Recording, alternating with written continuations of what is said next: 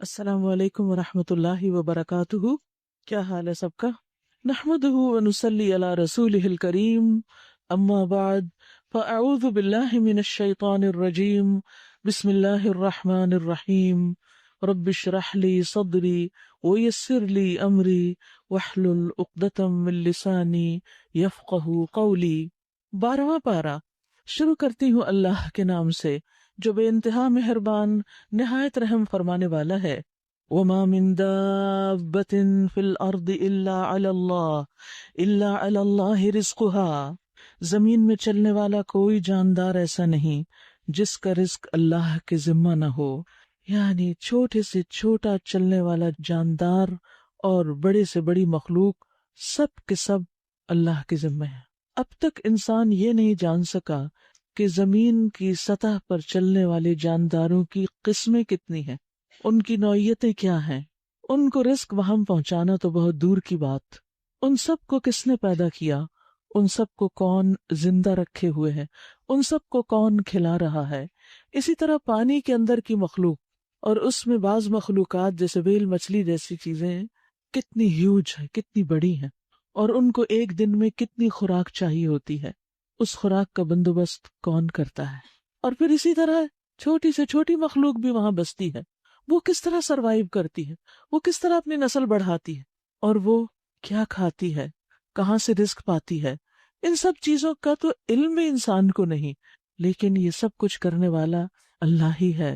اسی طرح ہواؤں میں اڑنے والے پرندے اور دیگر مخلوقات، کیڑے مکوڑے زمین کی سطح پر پائے جاتے ہوں یا زمین کی تہوں میں رہتے ہوں یا اندر کہیں زمین کے چھپے ہوئے ہوں، وہ دن کو نکلتے ہوں یا رات کو نکلتے ہوں. اور پھر سب سے بڑھ کر انسان کو اللہ تعالیٰ نے کیسی کیسی نعمتوں سے نوازا. رزق کی قسمیں اگر آپ گننا چاہیں تو گن نہیں سکتے. ہر علاقے میں اگنے والی مختلف چیزیں، ان کے موسم اور ان کی ضروریات کے مطابق، یہ سب پلاننگ کس کی ہے، یہ سب فراہمی کس کی ہے، یہ سب کچھ کہاں سے آتا ہے؟ یہ سب کرنے والا اللہ ہی ہے. لہذا جب دیتا وہ ہے تو پھر ہمیں بندہ بھی اسی کا بن کر رہنا چاہیے. اور پھر نہ صرف یہ کہ رزق دیتا ہے ہر جاندار کو، وَيَعْلَمُ مُسْتَقَرَّهَا وَمُسْتَوْدَعَهَا، اور پھر اس کو یہ بھی پتا ہے، وہ یہ بھی جانتا ہے کہ اس کا ٹھکانہ کہاں ہے، اس کا ایڈریس کیا ہے، وہ رہتا کہاں ہے، اور وہ کہاں سونپا جاتا ہے، مرنے کے بعد وہ کہاں دفن ہوگا، کہاں اس کے جسم کے حصے جائیں گے. اب دیکھیے کہ ہم بعض اوقات کسی جگہ پر ایک سے زیادہ بار جا چکے ہوتے ہیں، لیکن پھر جب جانے لگتے ہیں تو کیا ہوتا ہے، پھر ایڈریس بھول جاتے ہیں. آج تو مجھے اسٹریٹ ہی بھول گئی کون سی تھی، وہ موڑ ہی بھول گئے مڑنا، اور پھر گھوم گھوم کے ہم نے بہت سا وقت ضائع کر دیا. ہمیں تو اپنے دوستوں کے مستقر کا بھی نہیں پتا، اور اس میں بھی ہم کتنی غلطیاں کرتے ہیں. اور پھر راستے سے کال کرنا شروع کر دیتے ہیں، اور پھر اگر وہ کال نہ اٹھائے تو اس پر غصہ بھی کرنا شروع کر دیتے ہیں. لیکن اللہ سبحانہ و تعالیٰ کا علم دیکھیے کہ ہر ایک کہاں رہتا ہے، کہاں ہے اس کا ٹھکانہ، کہاں سوتا ہے، کہاں کام کرتا ہے، دن بھر اس کی مشغولیت کیا ہے، اس کی دلچسپیاں کیا ہیں، اس کے شوق کیا ہیں، یہ سب اس کو پتا ہے. ہم اس سے بھاگ کر کہیں نہیں جا سکتے. اور نہ صرف یہ کہ زندگی میں، مرنے کے بعد بھی ہمیں نہیں پتا کہ ہم کہاں دفن ہوں گے. معلوم ہے آپ کو، ہمیں نہیں پتا، اس کو پتا ہے کس نے زمین کے کس حصے میں سمانا ہے. اور پھر اسی طرح باقی جاندار بھی، کون کہاں مرے گا، کس زمین پر مرے گا، کس وقت مرے گا، یہ اللہ کو پتا ہے. بعض اوقات کسی انسان کی موت آئی ہوتی ہے تو وہ اپنے گھر سے نکل پڑتا ہے اور کہیں دور دراز علاقے میں جا کر وہاں فوت ہو جاتا ہے. اس کو نہیں پتا تھا کہ وہ کیوں جا رہا ہے وہاں، اللہ کو معلوم ہے. وَيَعْلَمُ مُسْتَقَرَّهَا وَمُسْتَوْدَعَهَا كُلٌّ فِي كِتَابٍ مُبِينٍ. یہ سب کچھ ایک صاف دفتر میں درج ہے، لوح محفوظ میں لکھا ہوا ہے. ہمارے دنیا میں آنے سے پہلے ہی اللہ کے علم میں تھا کہ ہم کب آئیں گے، کب جائیں گے. اس لیے موت اور زندگی سب اللہ کے ہاتھ میں ہے. اور کبھی بھی انسان کو اس معاملے میں کسی اور کو بلیم نہیں کرنا چاہیے کہ اس کی وجہ سے فلاں مر گیا یا اس کی وجہ سے فلاں پیدا نہیں ہوا. نہیں، یہ سب کچھ تو ہمارے وجود میں آنے سے پہلے کل فی کتاب مبین، سب کچھ لکھا ہوا ہے. تو پھر اللہ نے جب تقدیر میں ایک چیز رکھ دی تو ہم اس سے بھاگ کہاں سکتے ہیں؟ اور وہی ہے جس نے آسمانوں اور زمین کو 6 دنوں میں پیدا کیا، جبکہ اس سے پہلے اس کا عرش پانی پر تھا. وَكَانَ عَرْشُهُ عَلَى الْمَاءِ، یعنی کیوں پیدا کیا تمہیں؟ تاکہ تمہیں آزما کر دیکھے کہ تم میں کون اچھے عمل کرنے والا ہے.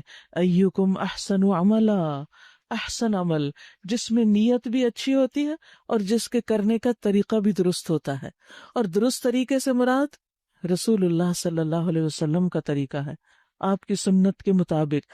مثلاً اگر آپ نماز پڑھ رہے ہیں اور پڑھتے چلے جا رہے ہیں اور 100 نفل بھی پڑھ رہے ہیں لیکن نیت خراب ہے، نیت دکھاوا ہے، تو پھر اس سے کچھ حاصل نہیں ہوگا. اور اگر نماز کا طریقہ ٹھیک نہیں، اس میں آپ کا لباس ساتر نہیں، قبلے کی طرف رخ نہیں، اور اگر جماعت سے آپ نماز پڑھ رہے ہیں تو صف درست نہیں کیونکہ آپ طریقے کی خلاف ورزی کر رہے ہیں، تو وہ احسن عمل شمار نہیں ہوگا.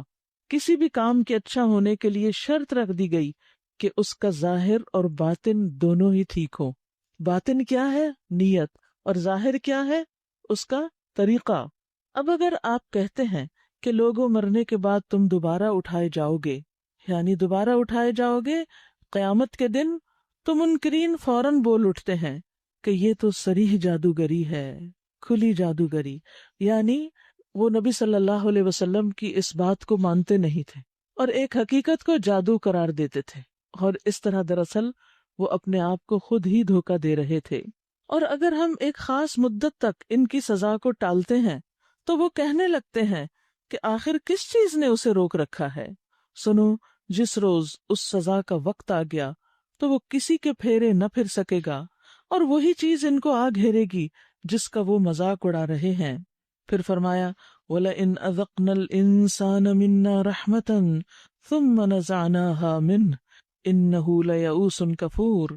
اگر کبھی ہم انسان کو اپنی رحمت سے نوازنے کے بعد پھر اسے محروم کر دیتے ہیں، یعنی کچھ نعمتیں دیتے ہیں اور پھر اس سے لے لیتے ہیں، مثلاً اولاد دی پھر لے لی، صحت دی اور لے لی، اسی طرح رزق میں کمی کر دی، یا کسی اور رشتے یا انسان کی کمی ہو گئی زندگی میں، ماں باپ لے لیے یا اولاد لے لی یا کچھ اور، تو پھر انسان کا حال کیا ہوتا ہے؟ انہ لیئوس، وہ سخت مایوس ہو جاتا ہے، کفور، اور ناشکری کرنے لگتا ہے. یہ ناشکری کیا ہے؟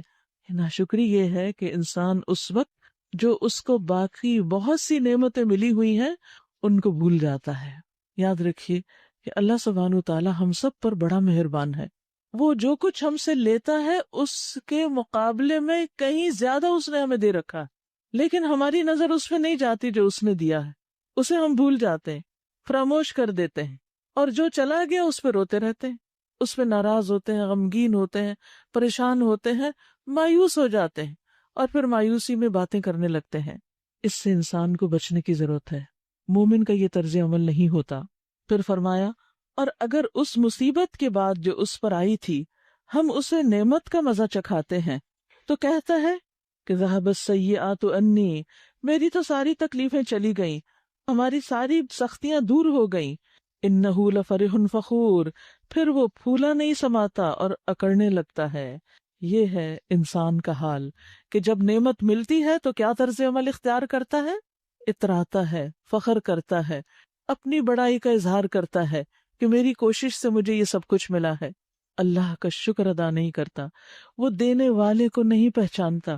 یاد رکھیے شکر کے لیے لازمی جز ہے یہ کہ انسان جس نے نعمت دی ہے اس کو بھی پہچانے، اس نعمت کو بھی پہچانے جو اس کے پاس ہے، اور پھر اس پر خوش ہو، اور پھر زبان سے بھی اس کا اظہار کرے، اور اس نعمت کو دوسروں کے ساتھ شیئر بھی کرے، اس کے بارے میں بخل نہ کرے. لیکن یہاں حال کیا ہے کہ نعمت جاتی ہے تو وہ بد اخلاق ہو جاتا ہے، نعمت ملتی ہے تو وہ اللہ کو بھول جاتا ہے.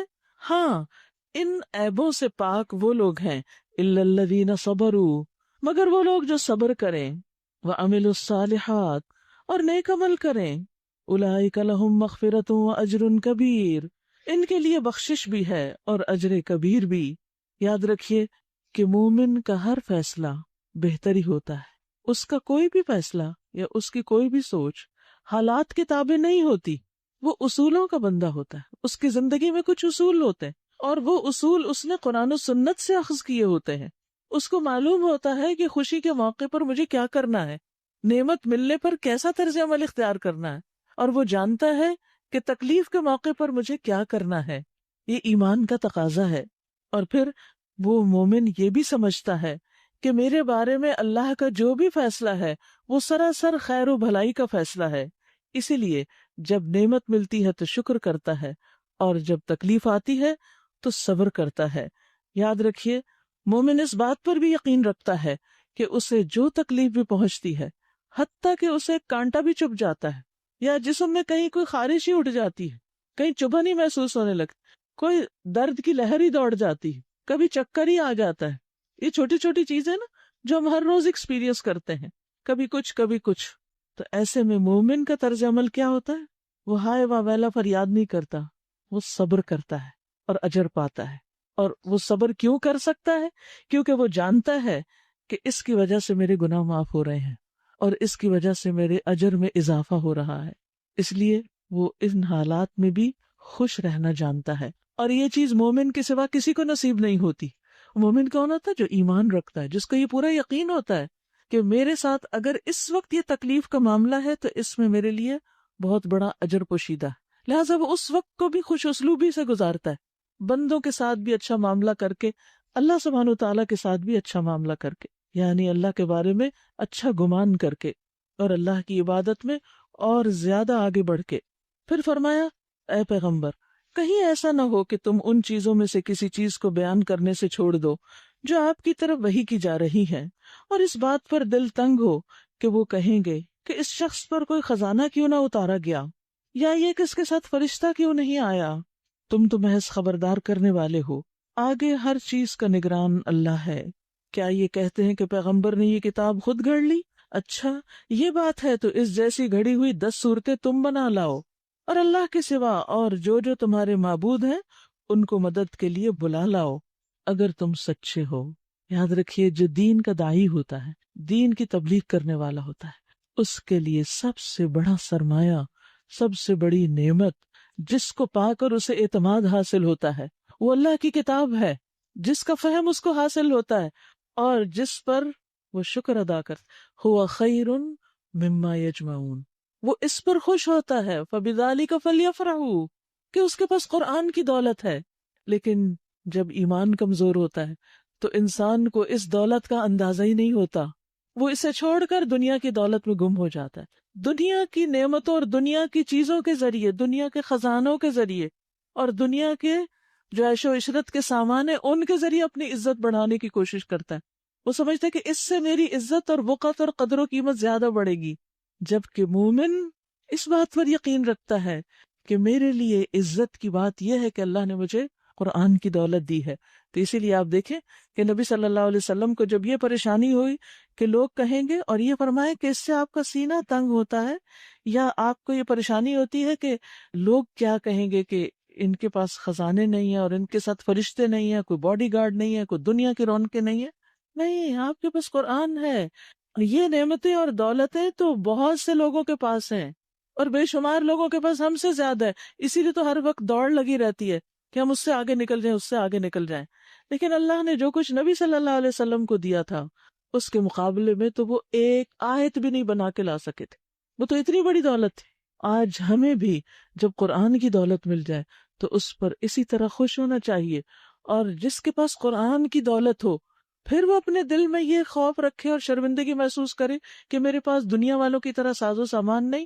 تمہاری عزت دنیا کے ساز و سامان میں نہیں، تمہاری عزت اس کتاب کو آنر دینے میں ہے، اس کی خدمت کرنے میں ہے. خیرکم من تعلم القرآن وعلمہ. اب اگر وہ تمہارے معبود تمہاری مدد کو نہیں پہنچتے تو جان لو کہ یہ اللہ کے علم سے نازل ہوئی ہے یہ کتاب، اور یہ کہ اللہ کے سوا کوئی حقیقی معبود نہیں ہے. پھر کیا تم اس امر حق کے آگے سر تسلیم خم کرتے ہو؟ من کان یرید الحیات الدنیا وزینتها نوفی الیہم اعمالہم فیہا وہم فیہا لا یبخسون. جو لوگ بس اسی دنیا کی زندگی اور اس کی زینتوں اور اس کی خوشنمائیوں کے طالب ہوتے ہیں، انہیں صرف دنیا کی رونق چاہیے، ان کی کارگزاری کا سارا پھل ہم انہیں یہی دے دیتے ہیں، دنیا میں ہی دے دیتے ہیں، کیونکہ رزق دینا تو اللہ کے ذمے ہے نا، الا علی اللہ رزقھا۔ تو جب بندہ یہ چاہتا ہے کہ اس کے پاس مال و دولت زیادہ ہو اور اسی لیے وہ ساری بھاگ دوڑ کرتا ہے، تو جو اس کی قسمت میں ہوتا ہے وہ اس کو مل کر رہتا ہے۔ حدیث میں آتا ہے کہ اگر ابن آدم اپنے رزق سے اس طرح بھاگے جس طرح موت سے بھاگتا ہے، تو رزق اس کو اس طرح پالے گا جس طرح موت اس کو پا لیتی ہے، یعنی اس کو وہ رزق مل کر رہے گا۔ تو جو شخص صرف دنیا چاہتا ہے، دنیا مل جائے گی اس کو جتنی اللہ نے اس کی قسمت میں لکھی ہے، وَهُمْ فِيهَا لَا يُبْخَسُونَ، اور وہ اس میں کچھ بھی کمی نہ کیے جائیں گے۔ لیکن ایسا انسان یاد رکھے کہ جو اپنی آخرت کو بھول کر، آخرت کو فراموش کر کے صرف دنیا کے پیچھے لگ گیا، تو پھر اس کے لیے کیا نقصان ہے۔ أُولَئِكَ الَّذِينَ لَيْسَ لَهُمْ فِي الْآخِرَةِ إِلَّا النَّارُ، ایسے لوگوں کے لیے آخرت میں آگ کے سوا کچھ نہیں۔ وَحَبِطَ مَا صَنَعُوا فِيهَا وَبَاطِلٌ مَا كَانُوا يَعْمَلُونَ، وہاں انہیں معلوم ہو جائے گا کہ جو کچھ انہوں نے دنیا میں بنایا وہ سب ملیا میٹ ہو گیا۔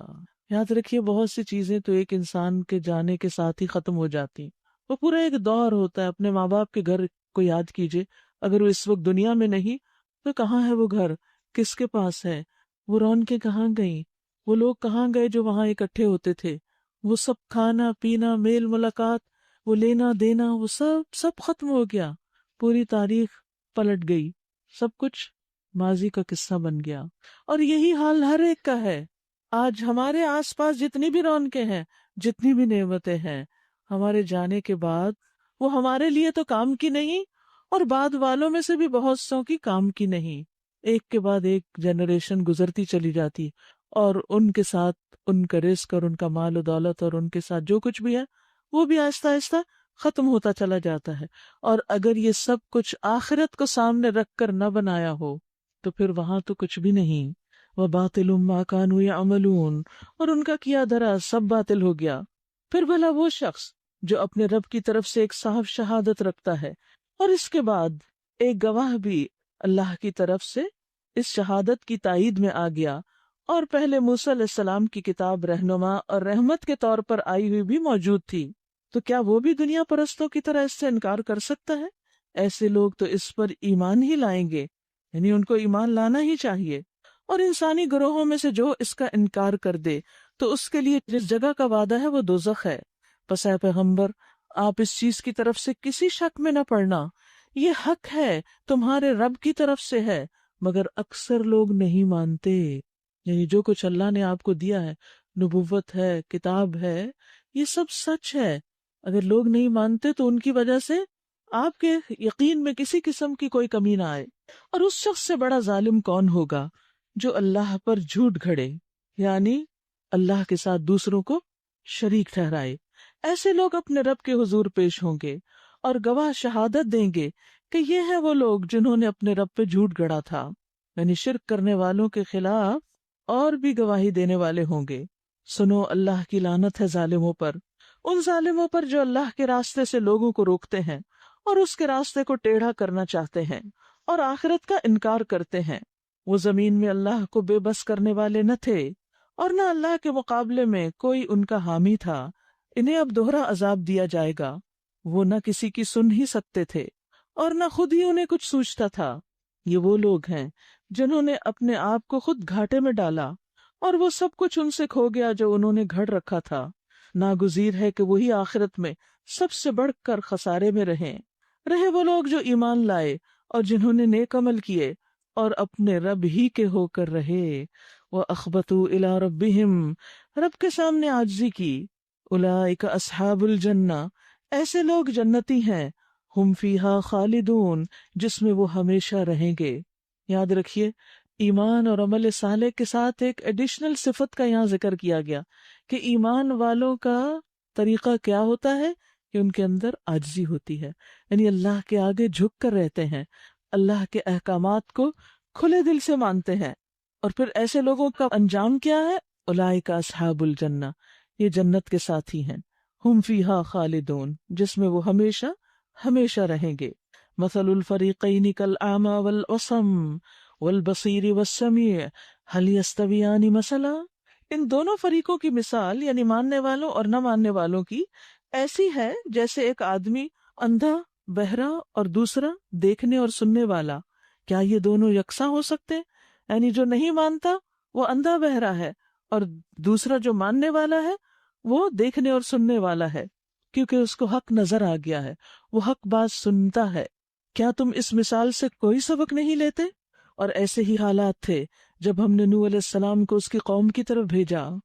وَلَقَدْ أَرْسَلْنَا نُوحًا إِلَىٰ قَوْمِهِ إِنِّي لَكُمْ نَذِيرٌ مُبِينٌ۔ انہوں نے وہاں کیا کہا، اپنی قوم کو جا کر کیا بتایا؟ فرمایا میں تم لوگوں کو صاف صاف خبردار کرتا ہوں کہ اللہ کے سوا کسی کی بندگی نہ کرو، ورنہ مجھے اندیشہ ہے کہ تم پر ایک روز دردناک عذاب آئے گا۔ جواب میں اس کی قوم کے سرداروں جنہوں نے اس کی بات ماننے سے انکار کیا تھا، انہوں نے کہا ہماری نظر میں تو تم اس کے سوا کچھ نہیں کہ بس ایک انسان ہو ہم جیسے۔ انہوں نے اپنے نبی کو کہا کہ تم ایک بشر ہو، اور اس پر ان کو اعتراض تھا کہ تم تو ہمارے جیسے ہی ہو، ہم بھی انسان ہیں تم بھی انسان ہو، اگر تم پیغمبر ہو تو تمہیں فرشتہ ہونا چاہیے تھا۔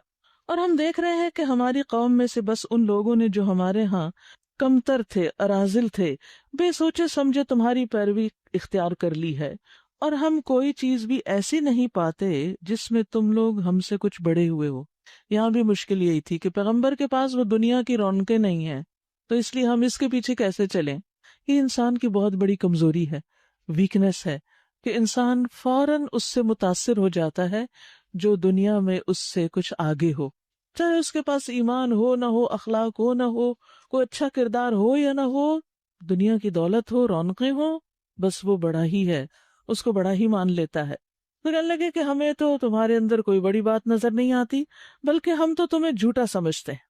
اس نے کہا ہے برادران قوم، ذرا سوچو تو صحیح کہ اگر میں اپنے رب کی طرف سے ایک کھلی شہادت پر قائم تھا اور پھر اس نے مجھے اپنی خاص رحمت سے بھی نواز دیا، مگر وہ تمہیں نظر نہ آئی، تو آخر ہمارے پاس کیا ذریعہ ہے کہ تم ماننا نہ چاہو اور ہم زبردستی اس کو تم پر لازم کر دیں، یعنی تم ناپسند کرو اور ہم اسے تم پر لازم کر دیں کہ تم ضرور مانو۔ اور اے برادران قوم، میں اس کام پر تم سے کوئی مال نہیں مانگتا، تم سے کوئی فائدہ اٹھانا نہیں چاہتا، میرا اجر تو اللہ کے ذمہ ہے، اور میں ان لوگوں کو دھکے دینے سے بھی رہا جنہوں نے میری بات مانی ہے، جو مجھ پر ایمان لائے ہیں، کیونکہ ان کا مطالبہ کیا تھا کہ اگر تم چاہتے ہو کہ ہم تمہاری مجلس میں آئیں بیٹھے، تو پھر یہ جو آس پاس تمہارے ایسے لوگ ہیں کہ جن کی کوئی خاص دنیاوی اعتبار سے وقت یا قیمت نہیں ہے، ان کو اس مجلس میں نہیں ہونا چاہیے، ان کو یہاں سے ہٹاؤ تو پھر ہم یہاں بیٹھیں گے۔ پھر وہی بات، دنیا کی محبت اور دنیا کی رونقوں سے متاثر ہونا اور اپنے آپ کو بڑی چیز سمجھنا۔ تو اس مطالبے پر پھر پیغمبر کو اللہ سبحانہ تعالیٰ نے کیا فرمایا؟ انہوں نے کہا کہ میں ان لوگوں کو دھکے نہیں دے سکتا، کیونکہ اللہ سبحانہ تعالیٰ نے اس چیز سے روک دیا۔ وہ جنہوں نے میری بات مانی وہ آپ ہی اپنے رب کے حضور جانے والے ہیں، یعنی ان کی قدر و قیمت تو رب کو پتا ہے، مگر میں دیکھتا ہوں کہ تم لوگ جہالت برت رہے ہو۔ اور اے قوم، اگر میں ان لوگوں کو دھتکار دوں تو اللہ کی پکڑ سے کون مجھے بچانے آئے گا؟ تم لوگوں کی سمجھ میں کیا اتنی بات بھی نہیں آتی؟ اور میں تم سے نہیں کہتا کہ میرے پاس اللہ کے خزانے ہیں، نہ یہ کہتا ہوں کہ میں غیب کا علم رکھتا ہوں، نہ یہ میرا دعویٰ ہے کہ میں فرشتہ ہوں، یعنی تم جو کچھ مجھ میں دیکھنا چاہتے ہو وہ نہیں ہے مجھ میں، اور میں جو تمہیں دکھانا چاہ رہا ہوں وہ تم دیکھ نہیں پا رہے کیونکہ تم اندھے بہرے ہو چکے ہو۔ حقیقت یہ ہے کہ جو شخص حق کو دیکھ نہ سکے، پہچان نہ سکے، حق سن نہ سکے، حق قبول نہ کر سکے، تو پھر اللہ کی نظر میں وہ اندھا بہرا ہی ہے، کیونکہ وہ سچائی کو دیکھنے کی قوت نہیں رکھتا، وہ صرف ظاہریت کو دیکھتا ہے اور ظاہری چکا چوند سے متاثر ہوتا ہے۔ اور یہ بھی میں نہیں کہہ سکتا کہ جن لوگوں کو تمہاری آنکھیں حقارت سے دیکھتی ہیں انہیں اللہ نے کوئی بھلائی نہیں دی، ان کے نفس کا حال تو اللہ ہی بہتر جانتا ہے، اگر میں ایسا کہوں تو ظالم ہوں گا۔ آخر کار ان لوگوں نے کہا کہ اے نوح، تم نے ہم سے جھگڑا کیا اور بہت کر لیا۔ اعتراض خود کرتے تھے، جب نوح علیہ السلام جواب دیتے تو کیا کہتے؟ تم جھگڑا کرتے، اب تو بس وہ عذاب لے آؤ جس کی تم ہمیں دھمکی دیتے ہو اگر تم سچے ہو۔ نوح علیہ السلام نے جواب دیا، وہ تو اللہ ہی لائے گا اگر چاہے گا، اور تم اتنا بلبوتا نہیں رکھتے کہ اسے روک دو، یعنی اگر عذاب آ گیا تو روک نہ سکو گے۔ اب اگر میں تمہاری کچھ خیر خواہی کرنا بھی چاہوں تو میری خیر خواہی تمہیں کوئی فائدہ نہیں دے سکتی جبکہ اللہ ہی نے تمہیں بھٹکانے کا ارادہ کر لیا ہو. وہی تمہارا رب ہے اور اسی کی طرف تمہیں پلٹنا ہے. اے محمد صلی اللہ علیہ وسلم، کیا یہ لوگ کہتے ہیں کہ اس شخص نے یہ سب کچھ خود گھڑ لیا ہے؟ ان سے کہیے، اگر میں نے یہ خود گھڑا ہے تو مجھ پر اپنے جرم کی ذمہ داری ہے، میں رسپانسبل ہوں، اور جو جرم تم کر رہے ہو اس کی ذمہ داری سے میں بری ہوں. نوح علیہ السلام پر وحی کی گئی کہ تمہاری قوم میں سے جو لوگ ایمان لا چکے بس وہ لا چکے، اب کوئی ماننے والا نہیں. ان کے کرتوتوں پر غم کھانا چھوڑ دیجئے اور ہماری نگرانی میں ہماری وحی کے مطابق ایک کشتی بنانی شروع کر دی. اور دیکھو، جن لوگوں نے ظلم کیا ان کے حق میں مجھ سے کوئی سفارش نہ کرنا. پہلے ہی روک دیا گیا کہ اب ان کی شامت آنے والی ہے، اب ان کے حق میں کوئی سفارش قبول نہیں ہوگی. یہ سب کے سب اب ڈوبنے والے ہیں.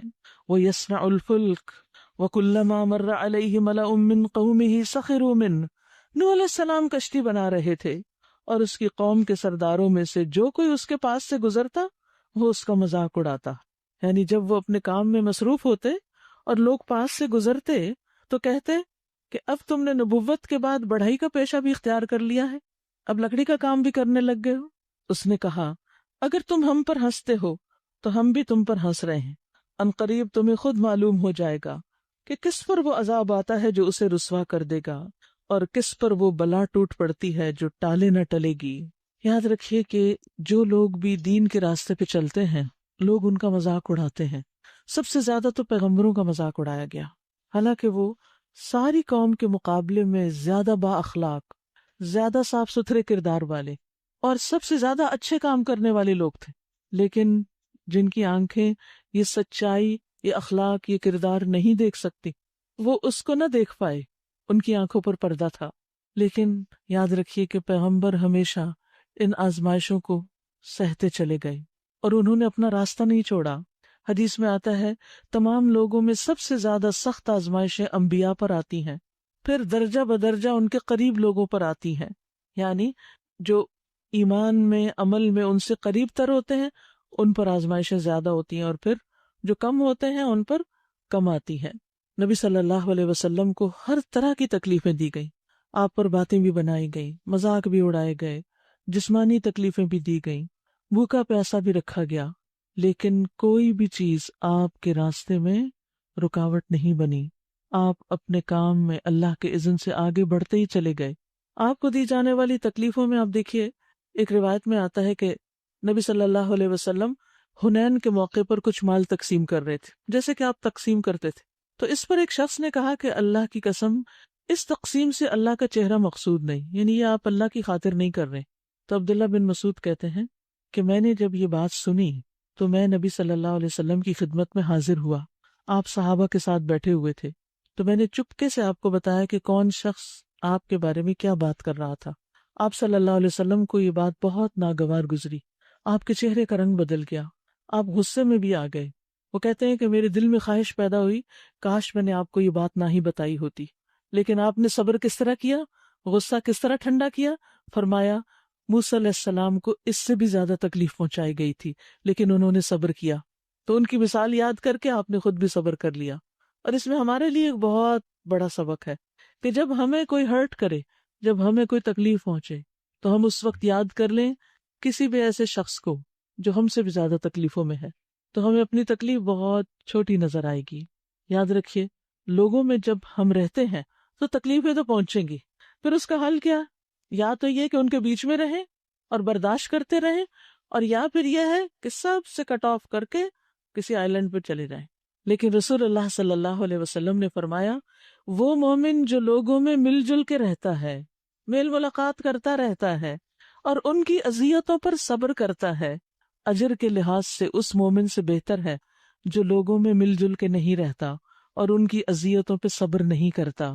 یعنی تکلیفوں کے باوجود بھی ساتھ رہنا چاہیے، خاص طور پر اگر آپ کسی اچھے کام کو کرنے کے لیے اکٹھے ہوئے ہوں، آپ کسی نیکی کے کام، کسی دین کے کام کے لیے جمع ہوئے ہوں، اللہ کے نام پر آپ نے کوئی ٹیم بنائی ہو، تو اس میں چھوٹا موٹا اختلاف، چھوٹی موٹی اختلاف رائے کی وجہ سے اگر آپ ہرٹ ہو جاتے ہیں یا آپ کو کسی کی کوئی بات اچھی نہیں لگتی، کسی کا کوئی طرز عمل اچھا نہیں لگتا، تو آپ سوچتے ہیں کہ بس میں تو اس کو چھوڑ ہی دوں، بس اس سے زیادہ میں نہیں یہ برداشت کر سکتا. تو آپ دیکھیں گے کہ آپ اس تکلیف سے تو فارغ ہو جائیں گے، اس تکلیف سے تو بچ جائیں گے، لیکن کتنی بڑی قیمت پر، کتنی بڑی خیر آپ کے ہاتھ سے چلی جائے گی، کتنی زیادہ خیر کا موقع آپ کے ہاتھ سے چھوٹ جائے گا.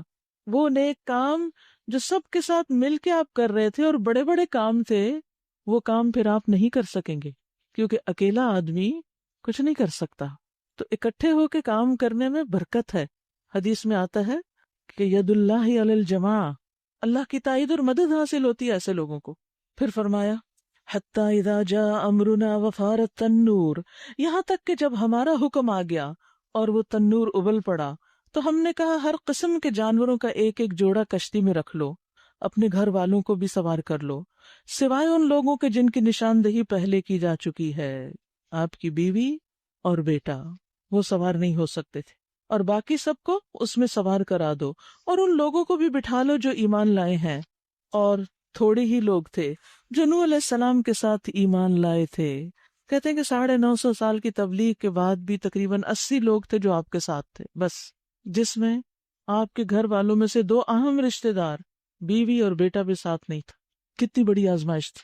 نوح علیہ السلام نے کہا سوار ہو جاؤ اس میں، وقال ارکبوا فیہا بسم اللہ مجریہا ومرساہا، اللہ ہی کے نام سے ہے اس کا چلنا بھی اور اس کا ٹھہرنا بھی، ان ربی لغفور الرحیم، میرا رب بڑا غفور الرحیم ہے. یاد رکھیے کہ تمام پیغمبر ہر کام بسم اللہ سے کرتے تھے. ہمیں بھی ہر کام کی ابتدا بسم اللہ سے کرنی چاہیے، کیونکہ جس کام پر اللہ کا نام لیا جاتا ہے اس میں بھی برکت ہو جاتی ہے، اس میں خیر و بھلائی ہو جاتی ہے. سورۃ الرحمن میں آتا ہے تبارک اسم ربک ذی الجلال والاکرام، بڑی برکت والا ہے تیرے رب کا نام جو بڑی شان اور عزت والا ہے. یعنی جب آپ اللہ کا نام لے لیں گے کسی کام پر تو اس کام میں بھی خیر و بھلائی آ جائے گی. جابر کہتے ہیں کہ غزوہ احد میں حضرت طلحہ کی انگلی کٹ گئی تو انہوں نے کہا ایسے جیسے تکلیف ہوتی ہے نا، تو رسول اللہ صلی اللہ علیہ وسلم نے فرمایا اگر اس موقع پر بھی تم بسم اللہ کہتے تو فرشتے تمہیں اٹھا لیتے، اس حال میں کہ تمہیں لوگ دیکھ رہے ہوتے. یعنی ہر موقع پر، تکلیف کے موقع پر بھی. آپ کو یاد ہوگا کہ جب بڑے بزرگ بچہ گر جاتا تھا یا کوئی کسی کو چوٹ لگ جاتی تو کیا کہتے تھے؟ بسم اللہ. اس وقت بھی اللہ کا نام لیتے تھے. لیکن اب تو یہ کلچر ہی ختم ہو گیا. یہ ہمارے دین کی بنیادی باتوں میں سے ہے. اسی طرح جو بڑے بڑے کام ہیں، اچھے اچھے کام ہیں، ان پر تو خصوصاً اہتمام کرنا چاہیے. جیسے کھانا کھاتے ہوئے وحشی بن حرب اپنے والد سے روایت کرتے ہیں اور وہ اپنے دادا سے کہ ایک مرتبہ ایک شخص نے نبی صلی اللہ علیہ وسلم سے کہا کہ ہم کھانا کھاتے ہیں لیکن ہمارا پیٹ نہیں بھرتا، یعنی تسلی نہیں ہوتی. آپ نے فرمایا شاید تم الگ الگ کھاتے ہو، اپنے کھانے پر جمع ہو جایا کرو اور کھاتے وقت اللہ کا نام لیا کرو، بسم اللہ پڑھا کرو، اللہ تعالیٰ تمہارے کھانے میں برکت ڈال دے گا. یہاں بھی 2 باتیں پتہ چل رہی نا، اکٹھے ہونے کی برکت اور بسم اللہ پڑھنے کی برکت. یعنی کسی بھی کام میں جب آپ اکٹھے ہوتے ہیں، مل کے کھاتے ہیں تو برکت ہوگی، اس میں خیر و بھلائی ہوگی، وہ جان کو زیادہ لگے گا. یعنی انسان جب دوسروں کے ساتھ مل بیٹھ کے کھا رہا ہوتا تو اس کو ایک خاص خوشی بھی ہوتی. اور اسی طرح جب اللہ کا نام ہوگا تو انشاءاللہ وہ کھانا غذا بھی ہوگا، شفا بھی ہوگا اللہ کے نام سے. اسی طرح رات کی تاریکی چھانے لگے تو ہر کام میں بسم اللہ پڑھنا. جابر کہتے ہیں نبی صلی اللہ علیہ وسلم نے فرمایا جب رات کو تاریکی چھانے لگے تو اپنے بچوں کو گھروں سے باہر نہ جانے دو، یعنی مغرب کی اذان کے وقت، کیونکہ اس وقت شیاطین پھیل جاتے ہیں اور بچے ڈر بھی جاتے ہیں. اور جب رات کا کچھ حصہ گزر جائے تو ان کو چھوڑ دو، یعنی اندھیرا ہو گیا تو جانے دو ان کو باہر اگر وہاں روشنی وغیرہ ہے. اور بسم اللہ پڑھ کر اپنا دروازہ بند کرو، بسم اللہ کے ساتھ اپنا چراغ بجھاؤ، یعنی رات کو، یعنی لائٹ آف کرتے ہوئے بھی بسم اللہ کہو. اور بسم اللہ کہہ کر پانی کا برتن بند کرو، یعنی اپنے برتن وغیرہ سمیٹو. کسی بھی برتن کو کھلا نہیں چھوڑ دینا چاہیے، اس کو اوندھا کر دینا چاہیے یا اس کے اوپر کچھ رکھنا چاہیے، کیونکہ ایک اور حدیث کے مطابق سال کی ایک رات میں وبائیں اترتی ہیں اوپر سے، اور جو چیز کھلی ہوتی ہے اس میں داخل ہو جاتی. پھر اگر کوئی ان میں سے کچھ کھا لیتا ہے تو وہ بندہ بیمار پڑ جاتا ہے اور وہ بیماری پھر آگے آگے بھی پھیلنے لگتی ہے. تو اس لیے اپنے برتنوں کو ڈھانپ دے رات کے وقت اور بسم اللہ پڑھ کر، حدیث میں ہے، اور بسم اللہ کہہ کر اپنے برتن ڈھانک دو، خواہ ڈھکن کے علاوہ کوئی اور چیز ہی رکھ دو. یعنی بازو کا تر کچھ برتنوں کے ڈھکن نہیں ہوتے تو ایسے میں کوئی کپڑا ڈال دو، کوئی اور چیز رکھ دو، کوئی کتاب، کوئی کاغذ، کسی بھی طرح، لیکن کھلے مت چھوڑو۔ رات کو اگر آپ اپنے پینے کے لیے پانی سرہانے رکھتے ہیں تو اس گلاس کو بھی اوپر سے کھلا نہیں ہونا چاہیے، ہر چیز ڈھکی بھی ہونی چاہیے۔ آپ کو کیا معلوم کہ کون اندھیرے میں آ کے کچھ اس میں منہ ڈال دے یا کچھ پی جائے یا کچھ گر جائے اس کے اندر۔ اسی طرح سوار ہوتے ہوئے بھی ہمیں بسم اللہ پڑھنی چاہیے۔ نبی صلی اللہ علیہ وسلم نے فرمایا کہ ہر اونٹ کی کوہان پر ایک شیطان ہوتا ہے، تو جب تم اس پر سوار ہونے لگو تو جیسے تمہیں حکم دیا گیا اللہ کا نام لے کے سوار ہو۔ تو پھر آج کے لیے ہم بسم اللہ کا سبق پڑھ لیتے ہیں کہ ہر چیز سے پہلے بسم اللہ، کیونکہ کچھ چیزوں سے پہلے تو ہمیں عادت ہے بسم اللہ کہنے کی، لیکن مثلاً آپ یہاں پر آتے ہیں، دروازے سے داخل ہونے لگے بسم اللہ پڑھ کے داخل ہو، گھر میں داخل ہونے لگے بسم اللہ پڑھ کر داخل، گاڑی میں بیٹھنے لگے بسم اللہ پڑھ کر، کتاب کھول رہے ہیں بسم اللہ پڑھ کر، کھانا پکانے لگے بسم اللہ کہہ کے، تو اس میں ہر چیز میں برکت ہوتی جائے گی۔ اور آج برکت کا معنی تو آپ کو اچھی طرح سمجھ میں آ گیا کہ چاہے کوانٹٹی کم بھی ہو لیکن وہ سب کو پوری ہو جائے گی، اس کا فائدہ دیر پا ہوگا، یعنی صرف وقتی نہیں ہوگا، اس میں اتنی خیر اور اتنی بھلائی ہوگی کہ وہ اجر بڑھتا چلا جائے گا اس کا۔ یعنی بعض اوقات آپ ایک چھوٹا سا کام کرتے ہیں، اللہ تعالیٰ اس میں برکت ڈال دیتا ہے اور وہ اتنا زیادہ پھیل جاتا ہے کہ آپ سوچ بھی نہیں سکتے، آپ کے تصور میں بھی نہیں ہوتا، لیکن اس میں آپ نے اللہ سے مدد مانگی ہوتی، اس میں آپ نے اللہ کا نام لیا ہوتا ہے، اس میں آپ نے اپنے آپ کو اللہ کے لیے خالص کیا ہوتا ہے، اور وہ کام نہ صرف یہ کہ دنیا کے لحاظ سے فائدہ مند بلکہ آخرت کے اعتبار سے بھی صدقہ جاریہ آپ کے لیے بن جاتا ہے۔ تو اس لیے اللہ کا نام لینا اور لوگوں کے ساتھ مل جل کے اچھے کام کرنا یہ نہایت ضروری ہے۔ دیکھیں ان گھروں میں بھی کوئی برکت نہیں ہوتی جس میں اس کے رہنے والوں کی آپس میں نہیں بنتی اور موڈ آف ہوتے ہیں، کوئی کسی سے ناراض ہے، کوئی کسی سے، نہ اکٹھے کھانا کھاتے ہیں، نہ اکٹھے کہیں بیٹھتے ہیں، نہ کوئی بات چیت، نہ کچھ۔ خیر کہاں سے آئے گی؟ کمیونیکیشن کیسے ہوگی؟ مسائل کیسے حل ہوں گے؟ تو اس لیے یہ اجتماعیت گھر سے شروع ہو، گھر میں اکٹھا ہونا شروع ہو، یعنی میک اے پوائنٹ کہ گھر والوں کو اکٹھے لے کے بیٹھنا ہے۔ اور رمضان اس کی برکتوں میں سے ایک برکت یہ بھی ہے کہ اس میں سحری اور افطاری میں مجبوراً سب کو اکٹھا ہونا پڑتا ہے، یعنی سحری کھانی ہے، اب اکیلے اکیلے کیا کھائیں گے، ایک ہی میز پہ آ کے بیٹھیں گے، یا کم از کم شکل تو دکھائیں گے، ورنہ تو کیا ہے، ایک اٹھا وہ اپنا کوئی ناشتہ پکڑا نکل گیا گھر سے باہر، گاڑی میں ناشتے ہو رہے ہیں، اور دوسرا نکلا اور کوئی ناشتے کے بغیر ہی چلا گیا، اور اسی طرح ہر کوئی اپنے اپنے ٹائم پر آ رہا ہے۔ تو اس میں یہ ہے کہ ایٹ لیسٹ عام دنوں کی نسبت آپ اکٹھے ہو کے بیٹھتے ہیں اور پھر اکٹھے افطاری کرتے ہیں، اور اس میں ایک خوشی بھی ہوتی ہے اور ایک برکت بھی ہوتی ہے، اور تھوڑا بھی بہت ہو جاتا ہے، بچتا ہی چلا جاتا ہے۔ اور یہ دعا بھی یاد کر لیجئے، بسم اللہ مجریہا و مرساہا ان ربی لغفور الرحیم۔ اگرچہ یہ کشتی پہ بیٹھتے ہوئے پڑھنی چاہیے، لیکن آپ اپنی گاڑی پہ بیٹھ کر بھی پڑھ سکتے ہیں، کیونکہ وہ بھی چل رہی ہے اور کہیں ریڈ لائٹ آتی ہے تو رک جاتی ہے۔ بسم اللہ مجریہا و مرساہا، اس کا چلنا بھی اللہ کے نام سے اور اس کا ٹھہرنا بھی اللہ کے نام سے۔ میرا رب بڑا غفور الرحیم ہے۔ کشتی ان لوگوں کو لیے چلے جا رہی تھی اور ایک ایک موج پہاڑ کی طرح اٹھ رہی تھی، بہت اونچی موجیں۔ نوح علیہ السلام کا بیٹا دور فاصلے پر تھا۔ نوح علیہ السلام نے پکار کر کہا، بیٹا ہمارے ساتھ سوار ہو جاؤ، کافروں کے ساتھ مت رہو۔ اس نے پلٹ کر جواب دیا، میں ابھی ایک پہاڑ پہ چڑھا جاتا ہوں جو مجھے پانی سے بچا لے گا۔ نوح علیہ السلام نے کہا، آج کوئی چیز اللہ کے حکم سے بچانے والی نہیں سوائے اس کے کہ اللہ ہی کسی پر رحم فرمائے۔ اتنے میں ایک موج دونوں کے درمیان حائل ہو گئی۔ باپ بیٹے کی بات جاری تھی، باپ آخری وقت تک سمجھا رہا تھا کہ بات کرتے کرتے لائن ڈراپ ہو گئی، بیچ میں موج حائل ہو گئی اور وہ بھی ڈوبنے والوں میں شامل ہو گیا۔ اس وقت کیا حال ہوگا نوح علیہ السلام کا، جو آخری وقت بھی کہہ رہے تھے کہ تم اپنی کمپنی تبدیل کر لو، ان کے ساتھ مت رہو، میرے ساتھ آ جاؤ، کیونکہ صحبت کا انسان کی زندگی پر بہت بڑا اثر ہوتا ہے۔ ہمارے بچے اپنے دوستوں جیسے ہی ہوتے ہیں، جن میں رہتے ہیں انہی میں سے ایک ہوتے ہیں۔ ایک شعر ہے فارسی کا، صحبت صالح ترا صالح کنن، صحبت طالح ترا طالح کنن۔ نیک صحبت تمہیں نیک بنا دیتی ہے اور بری صحبت تمہیں برا بنا دیتی ہے۔ جب آپ دین والوں میں اٹھتے بیٹھتے ہیں، رہتے ہیں، تو آپ کے اندر ایمان تازہ ہوتا ہے، آپ خیر و بھلائی کی بات سوچتے ہیں۔ لیکن خواہ آپ نے کتنا بھی دین پڑھا ہو، لیکن آپ کی کمپنی اگر تبدیل ہو جائے، ماحول تبدیل ہو جائے، تو آپ اس پچھلے کو ہولڈ نہیں کر سکتے جب تک آپ کے آس پاس اچھا ماحول نہ ہو۔ اب دیکھیے ہم موسم سے متاثر ہوتے ہیں نا، یہ کیسے ہو سکتا ہے کہ گرمی ہو اور ہمیں گرمی نہ لگے، سردی کا موسم ہو اور ہمیں سردی نہ لگے؟ وہ تو ہوگی. پھر ہم کیا کرتے ہیں، جب گرمی آتی تو اس کا بھی بندوبست کرتے ہیں، جب سردی آتی اس کا بھی بندوبست کر لیتے ہیں.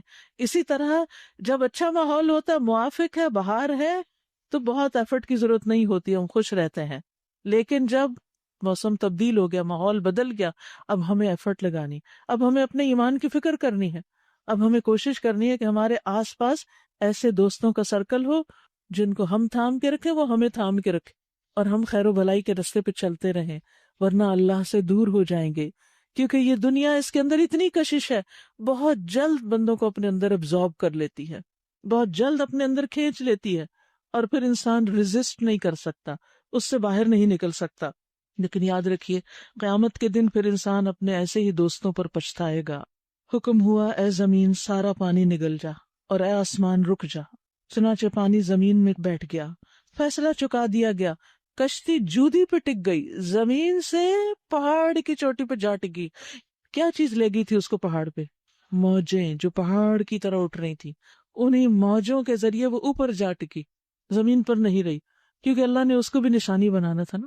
یہ کہتے کہ کوہ ارارات پر اس کشتی کے نشانات دیکھے گئے، اور پھر جب وہاں پر ٹیمیں پہنچی تو دیکھا کہ حیران کن چیز کہ اتنی اونچی یہ کشتی کیسے؟ تو پتہ چلا کہ یہ وہی کشتی ہے جو نوح علیہ السلام نے بنائی تھی اور پھر یہاں آ ٹکی.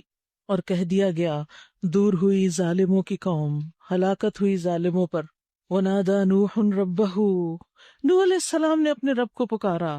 کیا کہا؟ اے رب، ربی ان ابنی من اہلی، میرا بیٹا میرے گھر والوں میں سے. اللہ وہ تو میرا اپنا تھا، میرا خون تھا. وَإِنَّ وَعْدَكَ الْحَقُّ، اور تیرا وعدہ بھی سچا ہے، یعنی تو نے وعدہ کیا تھا کہ میرے گھر والوں کو اس تباہی سے بچائے گا، اور میرا بیٹا بھی میرے گھر والوں میں سے تھا، تو وہ کیوں نہیں بچا؟ وَأَنْتَ أَحْكَمُ الْحَاكِمِينَ، اور تو سب حاکموں میں سے بڑا اور بہتر حاکم ہے. جواب میں ارشاد ہوا یا نوح، اے نوح، انہ لیس من اہلک، وہ تیرے گھر والوں میں سے نہیں ہے. اللہ اکبر. خونی رشتہ تمہارا اہل نہیں، تمہارے اہل و عیال میں سے نہیں، وہ تو ایک بگڑا ہوا کام ہے. لہٰذا تو اس بات کی مجھ سے درخواست نہ کر جس کی تو حقیقت نہیں جانتا. میں تجھے نصیحت کرتا ہوں کہ اپنے آپ کو جاہلوں کی طرح نہ بنا لے، یہ بات بھی نہ کرو. انہ لیس من اہلک، یاد رکھیے کہ انسان کے اصل اہل دین والے ہیں. اگر ہمارے رشتہ دار، ہمارے اپنے بچے دین پر نہیں تو بس یہ تعلق صرف دنیا کی حد تک ہے، بس صرف دنیا کی، بس مرنے کے بعد ہمیشہ کے لیے جدائیاں، وہاں اکٹھے نہیں ہوں گے. کیونکہ دنیا میں رہن سہن فرق تھا، ایک ایمان پر ہے، ایک کفر پر ہے. یہ دونوں ایک جگہ کیسے جمع ہو سکتے ہیں؟ ایک دین کی قدر کرنے والا ہے اور ایک دین کی ناقدری کرنے والا ہے. تو اس سے یہ بات پتہ چلتی ہے کہ دین کا رشتہ نسب کے رشتے سے زیادہ مضبوط ہوتا ہے، کیونکہ وہ اللہ کی خاطر ہوتا ہے. نبی صلی اللہ علیہ وسلم نے فرمایا قیامت کے دن متقی لوگ میرے دوست ہوں گے. ان اولیائی یوم القیامت المتقون وان کان نسب اقرب من نسب، اگرچہ وہ نسب میں قریب تر ہوں یا نہ ہوں، خواہ وہ میرے رشتہ دار ہوں یا نہ ہوں، میرے قریب ترین کون ہوں گے؟ جو تقوی والے ہوں گے. صحیح ابن حبان کی ایک حدیث میں آتا ہے، آپ نے فرمایا یقیناً میرے یہ اہل بیت سمجھتے ہیں کہ وہ سب سے زیادہ میرے قریب ہیں، جبکہ سب سے زیادہ میرے قریب متقی لوگ ہیں، وہ جو بھی ہوں، یعنی چاہے وہ اہل بیت میں سے ہوں یا کوئی اور ہوں یا کہیں اور ہوں. تو نبی صلی اللہ علیہ وسلم کی قربت بھی تقوی سے ملے گی. یاد رکھیے خون کے رشتے عارضی رشتے ہیں، نسب کے رشتے وقتی ہیں، اصل رشتے وہ رشتے ہیں اور جو باقی رہیں گے وہ دین کی وجہ سے قائم ہونے والے رشتے ہیں، چاہے وہ خون کے رشتوں میں سے ہوں یا ان سے باہر ہوں. اس لیے ہم سب کو سب سے پہلے اپنے پیاروں کی فکر کرنی چاہیے. اور کل بھی میں نے بتایا تھا کہ اگر وہ دین کے راستے پر نہیں تو صرف ناراضگی سے کام نہیں چلے گا، بد اخلاقی اور جلد بازی اور بے صبرے پن سے کام نہیں چلے گا. ان کے لیے دعا بھی کرے، ان سے بات بھی کریں، ان کو پیار سے سمجھانے کی کوشش بھی کرے، ان کو ایسا ماحول دیں کہ جس کی وجہ سے وہ اس طرف آئیں اور مایوس نہ ہوں، دعائیں کرتے چلے جائیں. اللہ ضرور دعائیں سنتا ہے، ضرور سنتا ہے. اور یہاں پر آپ دیکھیں کہ نوح علیہ السلام کو اس بات کے کرنے پر اللہ سبحانہ وتعالیٰ نے فرمایا کہ تم اپنے آپ کو جاہلوں کی طرح نہ بنا لو، یہ بات نہ کرو۔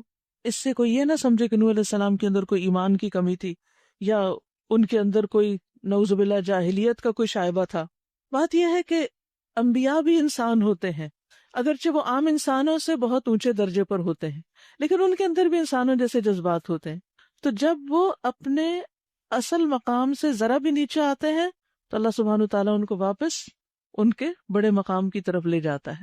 نوح علیہ السلام نے فوراً عرض کیا، اے میرے رب، میں تیری پناہ مانگتا ہوں اس سے کہ تجھ سے وہ چیز مانگوں جس کا مجھے علم نہیں۔ اگر تو نے مجھے معاف نہ کیا اور رحم نہ کیا تو میں برباد ہو جاؤں گا۔ وَإِلَّا تَغْفِرْ لِي وَتَرْحَمْنِي أَكُن مِّنَ الْخَاسِرِينَ۔ حکم ہوا اے نوح اتر جا، ہماری طرف سے سلامتی اور برکتیں ہیں تجھ پر اور ان گروہوں پر جو تیرے ساتھ ہیں۔ برکتیں اور کچھ گروہ ایسے بھی ہیں جن کو ہم کچھ مدت سامان زندگی بخشیں گے، دنیا کا سامان دیں گے ان کو، پھر انہیں ہماری طرف سے دردناک عذاب پہنچے گا۔ یعنی جو اس راستے پر قائم نہیں رہیں گے، بھٹک جائیں گے، پھر ان کے لیے یہ وعدہ نہیں ہے۔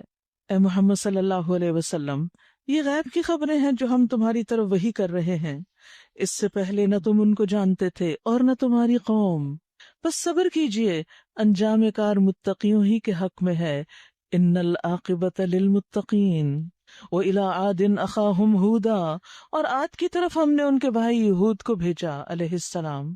اس نے کہا، اے برادران قوم، اللہ کی بندگی کرو، تمہارا کوئی الہ اس کے سوا نہیں، تم نے محض جھوٹ گھڑ رکھے ہیں۔ یعنی یہ سارے معبود جن کو تم الہ کہتے ہو یہ الہ نہیں ہے، یہ سب سے جھوٹی بات ہے۔ اے برادران قوم، اس کام پر میں تم سے کوئی اجر نہیں چاہتا، میرا اجر تو اس کے ذمہ ہے جس نے مجھے پیدا کیا۔ کیا تم عقل سے ذرا کام نہیں لیتے؟ اے میری قوم کے لوگو، اپنے رب سے معافی چاہو، پھر اس کی طرف پلٹو، وہ تم پر آسمان کے دہانے کھول دے گا اور تمہاری موجودہ قوت پر مزید قوت کا اضافہ کرے گا۔ مجرموں کی طرح منہ نہ پھیرو۔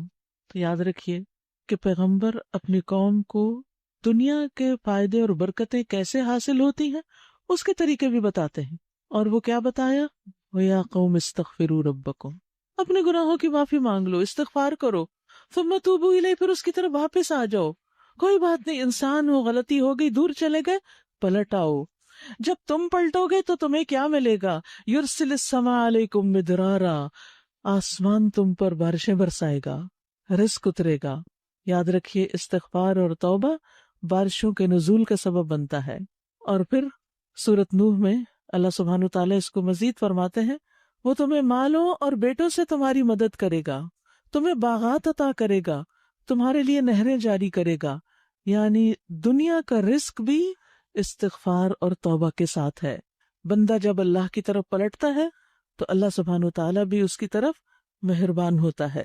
تمہاری موجودہ قوت پر مزید قوت کا اضافہ کرے گا، یعنی قوت میں بھی اضافہ ہوگا۔ مجرموں کی طرح منہ نہ پھیرو۔ انہوں نے جواب دیا، اے ہود، تو ہمارے پاس کوئی صریح شہادت لے کر نہیں آیا، کوئی کھلی علامت، کوئی معجزہ نہیں تمہارے پاس، اور تیرے کہنے سے ہم اپنے معبودوں کو نہیں چھوڑ سکتے، اور ہم تجھ پر ایمان لانے والے نہیں۔ ہم تو یہ سمجھتے ہیں کہ تیرے اوپر ہمارے معبودوں میں سے کسی کی مار پڑ گئی۔ ہود علیہ السلام نے کہا، میں اللہ کی گواہی پیش کرتا ہوں اور تم گواہ رہو کہ یہ جو اللہ کے سوا دوسروں کو تم نے الہ بنا رکھا ہے اس سے میں بیزار ہوں۔ تم سب کے سب مل کر میرے خلاف اپنی کرنی میں کسر نہ اٹھا رکھو اور مجھے ذرا مہلت نہ دو۔ میرا بھروسہ اللہ پر ہے جو میرا رب بھی ہے اور تمہارا رب بھی۔ کوئی جاندار ایسا نہیں جس کی چوٹی اس کے ہاتھ میں نہ ہو، اس کی پیشانی اس کے ہاتھ میں نہ ہو، کیونکہ جب کسی کو پیشانی سے پکڑ لیا جاتا ہے تو وہ پورا اس کے کنٹرول میں آ جاتا ہے۔ یعنی ہر انسان، ہر جاندار اللہ کے کنٹرول میں ہے، اس کی قدرت میں ہے، کہیں بھاگ کے نہیں جا سکتا۔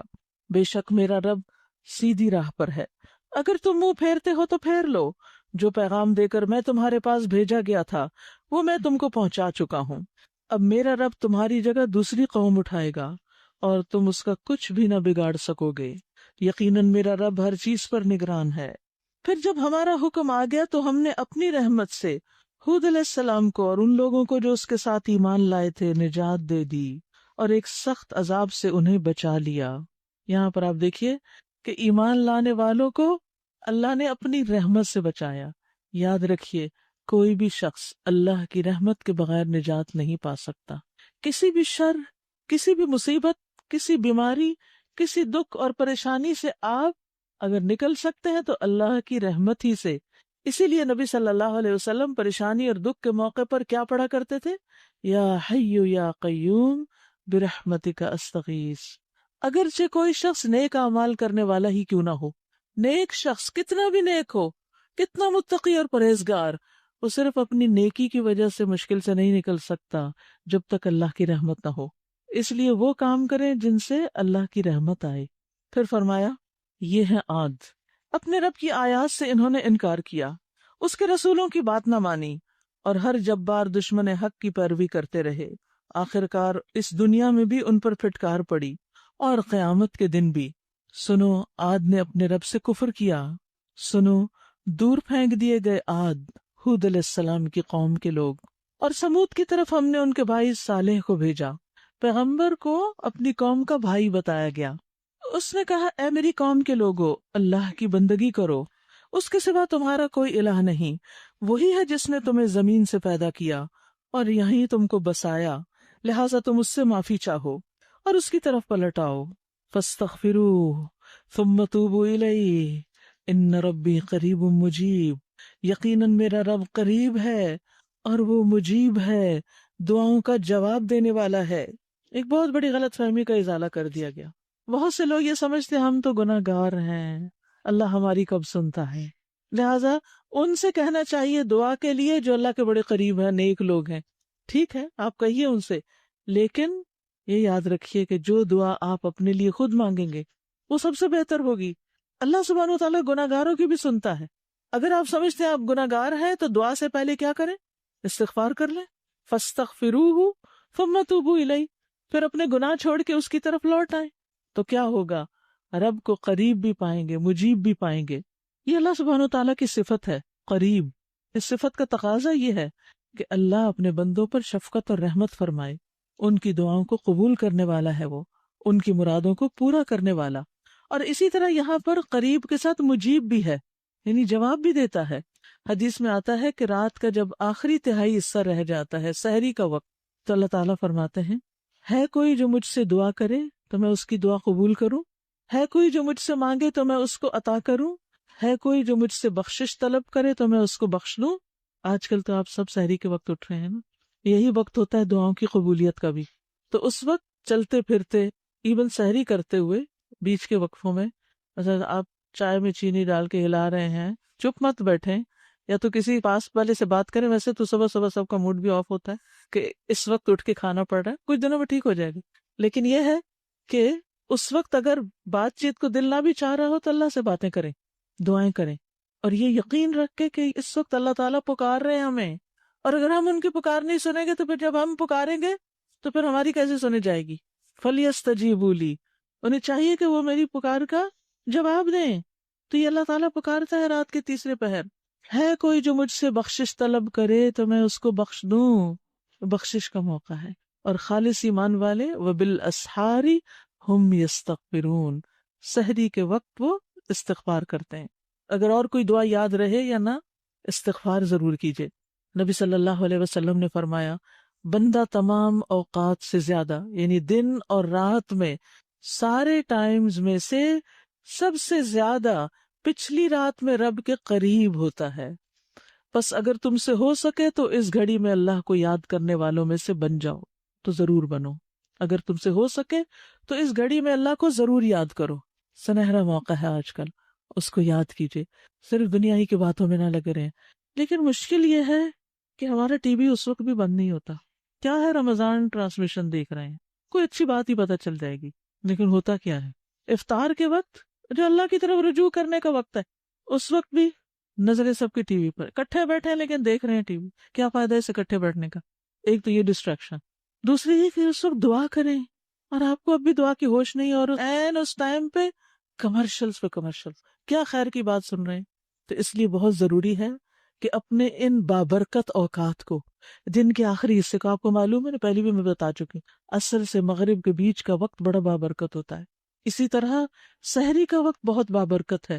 بند کیجیے ہر چیز اور اللہ کی طرف رجوع کیجیے. دعائیں کیجیے، ورنہ وہ روحانیت، وہ ایمان کی تازگی وہ نہیں حاصل ہوگی۔ اور ہمارا بہانہ کیا ہوتا ہے، وہ ہمیں پتہ نہیں چلتا نا افطار کب ہوئی۔ وہ دور بار سے کہیں سے مسجد سے اذان کی آواز آ جائے گی، اگر آپ نے گھر کا شور کم کیا، وہ اذانوں کی آوازیں بھی کیوں نہیں آتی؟ کیونکہ شور ہی کم نہیں ہوتا، توجہ ہی نہیں ہوتی، آپس میں ہی باتیں ختم نہیں ہوتی، انسٹرکشن دینا ہی ختم نہیں ہوتی، ادھر بیٹھ جاؤ، ادھر سے اٹھ جاؤ، یہ کر لو وہ کر لو، چین تو ہے ہی نہیں ہماری زندگی میں۔ کہیں بھی بیٹھ جاؤ، اللہ کو پکارو۔ اس وقت بچوں کو بھی بہت زیادہ انسٹرکشن مت دیں، یہ نہ کرو وہ نہ کرو، آپ اپنے عمل سے ثابت کریں کہ اس وقت میں نہیں بول رہی تم سے، میں اللہ کی طرف رجوع کر رہی ہوں، تم بھی کرو۔ جواب نہ دیں، اشارے سے بات کریں۔ کوئی وقت تو ہو کہ جب لوگوں میں ہوتے ہوئے بھی ہم اللہ سے بات کر سکیں، ہر وقت تو نہیں، لیکن کسی وقت کی جو برکت ہے اس سے فائدہ اٹھائیں۔ قالوا یا صالح، انہوں نے کہا اے صالح، اس سے پہلے تو ہمارے درمیان ایسا شخص تھا جس سے بڑی توقعات وابستہ تھی، کیا تو ہمیں ان معبودوں کی پرستش سے روکنا چاہتا ہے جن کی پرستش ہمارے باپ دادا کرتے تھے؟ تو جس طریقے کی طرف ہمیں بلا رہا ہے اس کے بارے میں ہمیں سخت شبہ ہے، جس نے ہمیں خلجان میں ڈال رکھا ہے۔ صالح علیہ السلام نے کہا اے برادران قوم، تم نے کچھ اس بات پر بھی غور کیا کہ اگر میں اپنے رب کی طرف سے ایک صاف شہادت رکھتا تھا اور پھر اس نے اپنی رحمت سے بھی مجھے نواز دیا، تو اس کے بعد اللہ کی پکڑ سے مجھے کون بچائے گا اگر میں اس کی نافرمانی کروں؟ تم میرے کس کام آ سکتے ہو سوائے اس کے کہ مجھے اور زیادہ خسارے میں ڈال دو؟ یعنی انسان جب کسی غلط کام کرنے والے کی بات مانتا ہے تو خود بھی نقصان اٹھاتا ہے۔ یاد رکھیے، یا آپ خیر کی بات دوسروں کو بتائیں گے، یا دوسرے جن کو خیر کی بات نہیں معلوم اپنی آپ سے منوائیں گے۔ یا تو آپ اپنے گھر میں بچوں کو پہلے ذہنی طور پہ تیار کر کے اس وقت دعا کے لیے کہیں گے، یا پھر یہ کہ وہ یا کوئی اور جو خود چاہتا ہے وہ آپ سے کروائے گا۔ اب یہ جو میں نے ٹی وی کی بات کی ہے نا، اس کا یہ مطلب نہیں آپ کسی کو پہلے اس وقت کی خیر و برکت کچھ نہ بتائیں، نہ سمجھائیں، اور جس وقت وہ لگائیں دھڑ سے جا کے بند کرے اور اس وقت بدمزگی اور چیخ و پکار شروع ہو جائے۔ اس طرح نہیں ہوتی بات، یہ حکمت کے خلاف ہے۔ پہلے آپ ان کو بٹھا کر بات کریں کہ اس وقت کی خیر و برکت کیا ہے، اس میں کرنے کا کام کیا ہے، اس کے بعد انہی سے کروائیں۔ مجھے اتنی حیرت ہوتی ہے کہ شیطان نے آدم اور حوا کو جب پھسلایا تھا تو ان سے کہا تھا ہل ادلکم علی شجرۃ، کیا میں تمہیں ایک درخت کی رہنمائی کروں؟ انداز آپ دیکھیے، ہل ادلکم۔ اچھا، ہم جب کسی کو کوئی اچھی بات بتانے لگتے ہیں تو ہم اس سے پہلے پوچھتے نہیں کیا خیال ہے ہم ذرا بیٹھ کے کچھ اچھی بات کر لیں؟ ہم نہیں کہتے، ہم کہتے ادھر آؤ میری بات سنو، بیٹھو یہاں، زبردستی۔ وہ کیوں بھلا سنے؟ شیطان کس طریقے سے بات کر رہا ہے، کیونکہ اسے پھسلانا ہے، اسے بہکانا ہے، وہ بہکانے کے لیے ایک اچھا طریقہ استعمال کر رہا ہے، اور ہم اچھی بات کرنے کے لیے غلط طریقے استعمال کرتے ہیں، تو پھر اس کا فائدہ کیا ہوگا؟ کوئی نہیں مانے گا۔ تو دوسروں کو بلیم نہ کریں، اپنے طریقوں پہ غور کریں۔ اے میری قوم کے لوگوں، دیکھو یہ اللہ کی اونٹنی تمہارے لیے ایک نشانی ہے، اسے اللہ کی زمین میں چرنے کے لیے آزاد چھوڑ دو، اس سے ذرا تعرض نہ کرنا، ورنہ کچھ زیادہ دیر نہ گزرے گی کہ تم پر اللہ کا عذاب آ جائے گا۔ مگر انہوں نے اونٹنی کو مار ڈالا۔ اس پر صالح علیہ السلام نے ان کو خبردار کیا کہ بس اب 3 دن اپنے گھروں میں رہ لو، یہ ایسی میعاد ہے جو جھوٹی ثابت نہ ہوگی۔ آخر کار جب ہمارے فیصلے کا وقت آ گیا تو ہم نے اپنی رحمت سے صالح علیہ السلام کو اور ان لوگوں کو جو اس کے ساتھ ایمان لائے تھے بچا لیا، اور اس دن کی رسوائی سے انہیں محفوظ رکھا۔ بے شک تیرا رب ہی دراصل طاقتور اور بالادست ہے۔ رہے وہ لوگ جنہوں نے ظلم کیا تھا تو ایک سخت دھماکے نے ان کو دھر لیا، اور وہ اپنی بستیوں میں اس طرح بے حس و حرکت پڑے کے پڑے رہ گئے گویا وہ وہاں کبھی بسے ہی نہ تھے۔ سنو، سمود نے اپنے رب سے کفر کیا، سنو، دور پھینک دیے گئے سمود۔ وَلَقَدْ جَاءَتْ رُسُلُنَا إِبْرَاهِيمَ بِالْبُشْرَى، اور دیکھو ابراہیم علیہ السلام کے پاس ہمارے فرشتے خوشخبری لیے ہوئے پہنچے۔ کس بات کی خوشخبری؟ بیٹے کی، کیونکہ ایک طویل عرصے تک ان کے ہاں اولاد نہیں ہوئی تھی، بڑھاپے کو پہنچ گئے تھے۔ قالوا سلاما، انہوں نے کہا سلام ہو تم پر، کیونکہ یہ جو سلام ہے نا یہ بھی بڑا برکت کا کلمہ ہے، تحیتاً مبارکتاً طیبتاً۔ ابراہیم علیہ السلام نے جواب دیا تم پر بھی سلام ہو، قال سلام۔ پھر کچھ دیر نہ گزری کہ ابراہیم علیہ السلام ایک بھنا ہوا بچڑا ان کی ضیافت کے لیے لے آئے۔ کچھ بھی دیر نہیں کی، فما لبث ان جاء بعجل حنیذ۔ یاد رکھیے مہمان نوازی میں جلدی انبیاء کا طریقہ ہے، اور اس آیت سے ہمیں مہمانداری کے آداب پتہ چلتے ہیں کہ جب کوئی آئے تو اسے چاہے پانی ہی ہو جلد آفر کیا جائے، یعنی گھنٹوں بٹھائے رکھا جائے اور پھر ایک دم سب کچھ کی بوچھاڑ کر دی جائے، جو فوری میسر ہو وہی پیش کر دیا جائے۔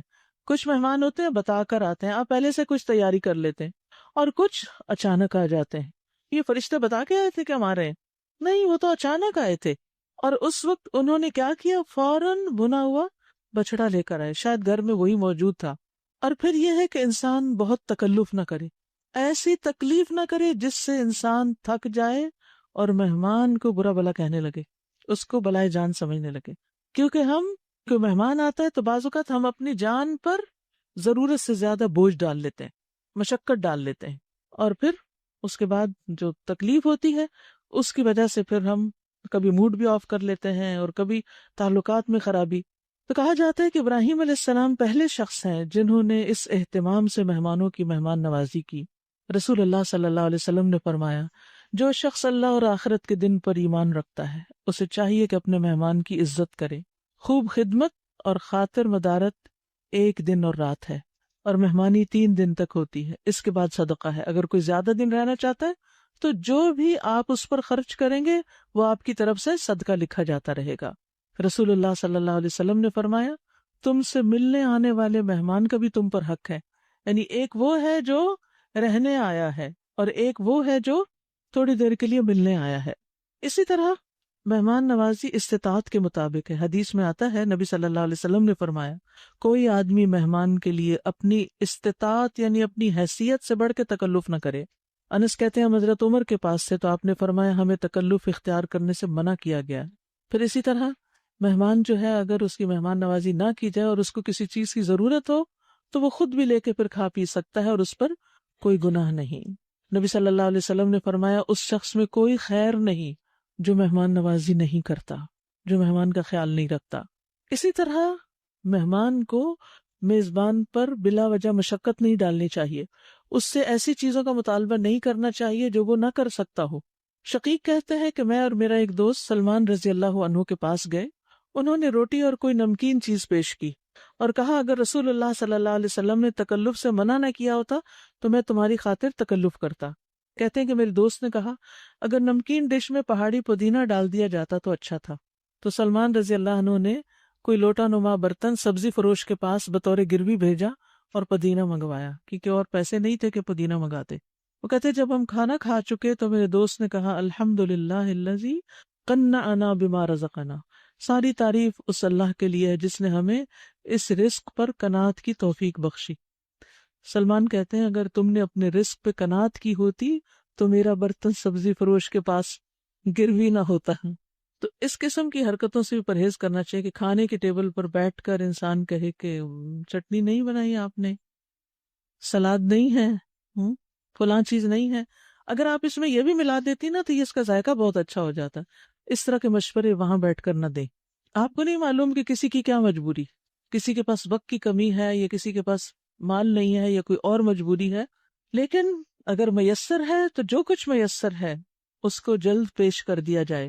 فما لبث ان جاء بعجل حنیذ، لیکن ہوا کیا، مگر جب دیکھا کہ ان کے ہاتھ کھانے پر نہیں بڑھتے تو وہ ان سے شک میں پڑ گئے اور دل میں خوف محسوس کرنے لگے۔ انہوں نے کہا، ڈرو نہیں، ہم تو لوط کی قوم کی طرف بھیجے گئے ہیں۔ ابراہیم علیہ السلام کی بیوی بھی کھڑی ہوئی تھی، وہ یہ سن کر ہنس دی۔ پھر ہم نے اس کو اسحاق کی اور اسحاق کے بعد یعقوب کی خوشخبری دی علیہم السلام۔ وہ بولی، ہائے میری کم بختی، کیا اب میرے ہاں اولاد ہوگی جبکہ میں بالکل بوڑھی عاجز ہو گئی ہوں اور یہ میرے میاں بھی بوڑھے ہو چکے ہیں؟ یہ تو بڑی عجیب بات ہے۔ فرشتوں نے کہا، اللہ کے حکم پہ تعجب کرتی ہو؟ ابراہیم کے گھر والوں، تم لوگوں پر تو اللہ کی رحمت اور اس کی برکتیں ہیں، برکتیں۔ تو کچھ گھرانے بڑے بابرکت ہوتے ہیں۔ اب دیکھیے کہ اس گھرانے کی برکت، ابراہیم علیہ السلام کو اتنے بڑھاپے میں اولاد ملی جس کا ذکر یہاں ہو رہا ہے نا، دونوں ہی بوڑھے ہو چکے تھے۔ زکریا علیہ السلام کا بھی ایسا ہی واقعہ اور ابراہیم علیہ السلام کا بھی ایسا ہی، لیکن وہ اللہ کی رحمت سے مایوس نہ تھے۔ اب آپ دیکھیں کہ اللہ نے کیسی برکتیں ان کو دی۔ ان کو 2 بیٹے دیے، کون کون سے؟ اسحاق اور اسماعیل۔ اسحاق علیہ السلام کے بیٹے کون تھے؟ یعقوب۔ یعقوب کے بیٹے یوسف اور وہ بھائی جو تھے، اس سے آپ دیکھیے کہ کتنی برکت ہوئی، کتنا گھرانہ بڑھا، اور پھر یہ کہ ان کے اندر بے شمار انبیاء آئے، بادشاہ آئے، حدیث میں آتا ہے کہ جب ایک پیغمبر جاتا تو ایک اور آ جاتا، ایک کے بعد ایک، یعنی سینکڑوں سال تک ان کے اندر مسلسل پیغمبر آتے رہے. یہ کیا تھی برکت. یعنی انسان دعا کرتے اللہ میرے بچے کو نیک بنا دے، اور یہاں تو نسلوں کی نسلیں، پیغمبروں پہ پیغمبر، اعلیٰ درجے کے لوگ ان کی نسل میں آئے. دوسرے بیٹے کون تھے؟ اسماعیل علیہ السلام. ان کے بیٹے کون تھے؟ نہیں پتا. ان کے بیٹے کون تھے؟ نہیں پتا. ان کے بیٹے کون تھے؟ نہیں پتا. حتیٰ کہ محمد الرسول اللہ صلی اللہ علیہ وسلم آئے جو ان کی اولاد میں سے تھے. اب آپ دیکھیے کہ ایک بیٹے سے مسلسل پیغمبر آ رہے ہیں، اور دوسرے بیٹے کی نسل سے محمد الرسول اللہ آ رہے ہیں، اور ایک محمد الرسول اللہ نے ان سب کی کمی پوری کر دی. تو کبھی ایسا ہوتا ہے نا، دو بھائی ہوتے ہیں، ایک کے گھر میں بہت خیر و برکت نازل ہو رہی ہوتی ہے، کاروبار بھی اچھا ہے، بچے بھی ہیں، یہ بھی ہے، یہ بھی ہے، ہر روز ایک نئی خوشخبری مل رہی ہوتی، اور دوسرا بھائی نہ بچے ہیں، نہ کوئی کاروبار اچھا، کچھ بھی نہیں ہے.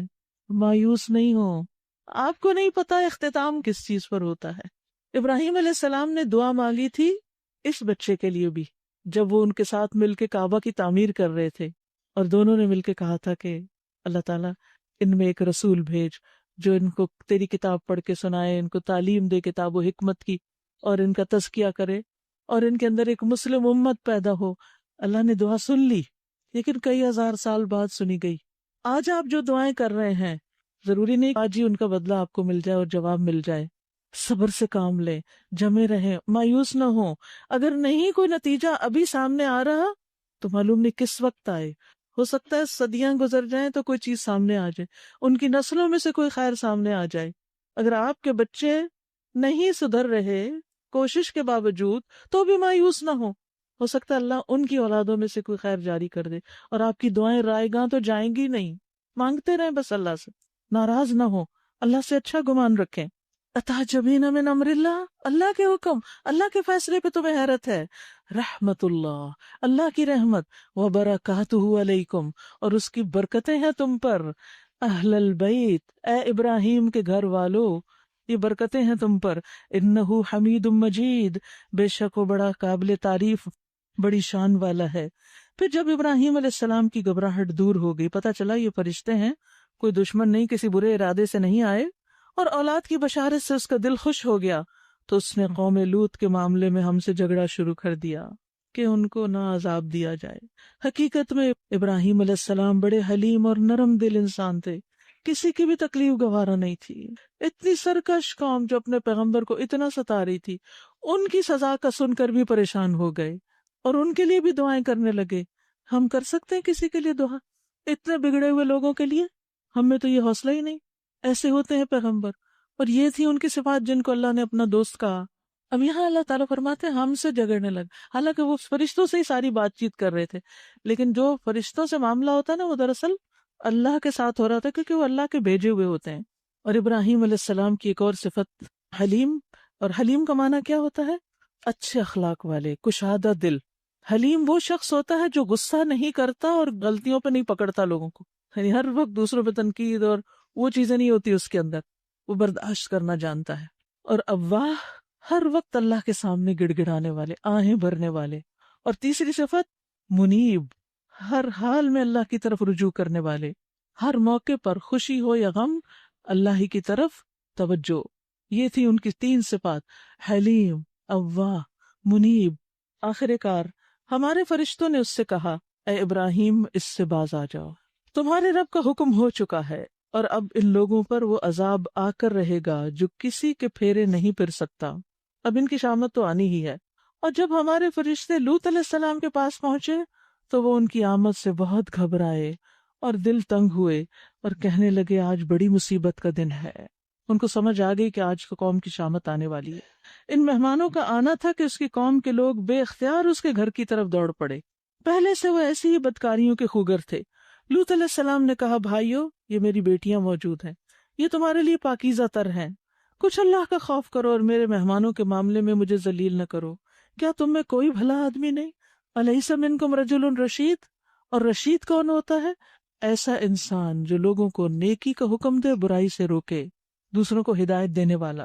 انہوں نے جواب دیا، تجھے تو معلوم ہی ہے کہ تیری بیٹیوں میں ہمارا کوئی حصہ نہیں، اور تو یہ بھی جانتا ہے کہ ہم کیا چاہتے ہیں، یعنی ہم تو ان کے ساتھ بدکاری کرنا چاہتے ہیں۔ لوط علیہ السلام نے کہا کاش میرے پاس اتنی طاقت ہوتی کہ میں تمہیں سیدھا کر دیتا، یا کوئی مضبوط سہارا ہی ہوتا کہ میں اس کی پناہ لیتا۔ تو فرشتوں نے اس سے کہا کہ اے لوط، ہم تیرے رب کے بھیجے ہوئے فرشتے ہیں، یہ لوگ تیرا کچھ نہیں بگاڑ سکیں گے، یعنی آپ پریشان نہ ہو، ہم ان سے نبٹ لیں گے، بس تو کچھ رات رہے اپنے اہل و عیال کو لے کر نکل جا، اور دیکھو تم میں سے کوئی شخص پیچھے پلٹ کر نہ دیکھے، مگر تیری بیوی وہ ساتھ نہیں جائے گی، کیونکہ اس پر بھی وہی کچھ گزرنے والا ہے جو ان لوگوں پر گزرنا ہے۔ اور ہوا بھی یہی، اول میں وہ ساتھ نکلی، لیکن جب تھوڑی دور گئی تو پیچھے قوم پر عذاب ہے تو اس نے پیچھے مڑ کے دیکھا، کیونکہ ان کی وہ خیر خواہ اور وفادار تھی۔ تو بہرحال کیونکہ منع کیا گیا تھا کہ پیچھے نہیں دیکھنا، اور اس نے دیکھ لیا تو اس پر بھی وہی عذاب آ گیا۔ ان کی تباہی کے لیے صبح کا وقت مقرر ہے، الیس الصبح بقریب، صبح ہوتے اب دیر ہی کتنی ہے۔ پھر جب ہمارے فیصلے کا وقت آ پہنچا تو ہم نے اس بستی کو تلپٹ کر دیا، اور اس پر پکی ہوئی مٹی کے پتھر تابڑ توڑ برسائے، جن میں سے ہر پتھر تیرے رب کے ہاں نشان زدہ تھا، اور ظالموں سے یہ سزا کچھ دور نہیں۔ اور مدین والوں کی طرف ہم نے ان کے بھائی شعیب کو بھیجا، اس نے کہا ہے میری قوم کے لوگو، اللہ کی بندگی کرو، اس کے سوا تمہارا کوئی الہ نہیں، اور ناپ تول میں کمی نہ کیا کرو۔ یہ خاص اس قوم کی خرابی تھی جس پر وہ انہیں منع کر رہے ہیں۔ آج میں تم کو اچھے حال میں دیکھ رہا ہوں، مگر مجھے ڈر ہے کہ کل تم پہ ایسا دن آئے گا جس کا عذاب سب کو گھیر لے گا۔ اور اے برادران قوم، ٹھیک ٹھیک انصاف کے ساتھ پورا ناپو اور تولو، اور لوگوں کو ان کی چیزوں میں گھاٹا نہ دیا کرو، اور زمین میں فساد نہ پھیلاتے پھرو۔ اللہ کی دی ہوئی بچت تمہارے لیے بہتر ہے اگر تم مومن ہو، اور بہرحال میں تمہارے اوپر کوئی نگراں کار نہیں۔ یہاں پر ایک بڑی اہم ہدایت انہوں نے کی، بقیت اللہ خیر لکم، کہ اللہ کی دی ہوئی بچت تمہارے لیے بہتر ہے، پروفٹ تھوڑا ہے زیادہ ہے، وہ تمہارے لیے زیادہ اچھا ہے۔ یعنی اللہ جو مال تمہارے لیے انصاف کے ساتھ حقوق ادا کرنے کے بعد بھی باقی رکھتا ہے، یعنی اللہ کا حق، زکوٰۃ، صدقہ خیرات، اور بندوں کو بھی دے کر جو تمہارے لیے بچتا ہے، وہ تھوڑا بھی ہے تو بہت اچھا ہے، یعنی اس میں برکت زیادہ ہے، اس کا انجام اچھا ہے، کیونکہ جو تم زیادہ حاصل کرتے ہو وہ ظلم کے ساتھ کرتے ہو، اور اس کا انجام بھی برا ہے۔ یاد رکھیے حدیث میں آتا ہے کہ تھوڑا مال اس سے بہتر ہے جو انسان کو غافل کر دے۔ رسول اللہ صلی اللہ علیہ وسلم نے فرمایا، جب بھی سورج طلوع ہوتا ہے تو اس کے دونوں پہلوؤں میں 2 فرشتے بھیجے جاتے ہیں اس کے آس پاس، جو یہ منادی کرتے ہیں، اور اس منادی یا اس آواز کو جن و انس کے علاوہ ساری مخلوق سنتی ہے۔ کیا کہتے ہیں وہ؟ پکارتے ہیں اوپر سے، اے لوگو اپنے رب کی طرف آؤ، کیونکہ وہ تھوڑا جو کافی ہو جائے اس زیادہ سے بہتر ہے جو غفلت میں ڈال دے۔ اور یہ ایک حقیقت ہے کہ انسان کے پاس جب مال زیادہ ہوتا جاتا ہے تو اس کی دلچسپی دنیا کی طرف زیادہ بڑھ جاتی ہے، پھر اللہ سے غافل ہونے لگتا ہے۔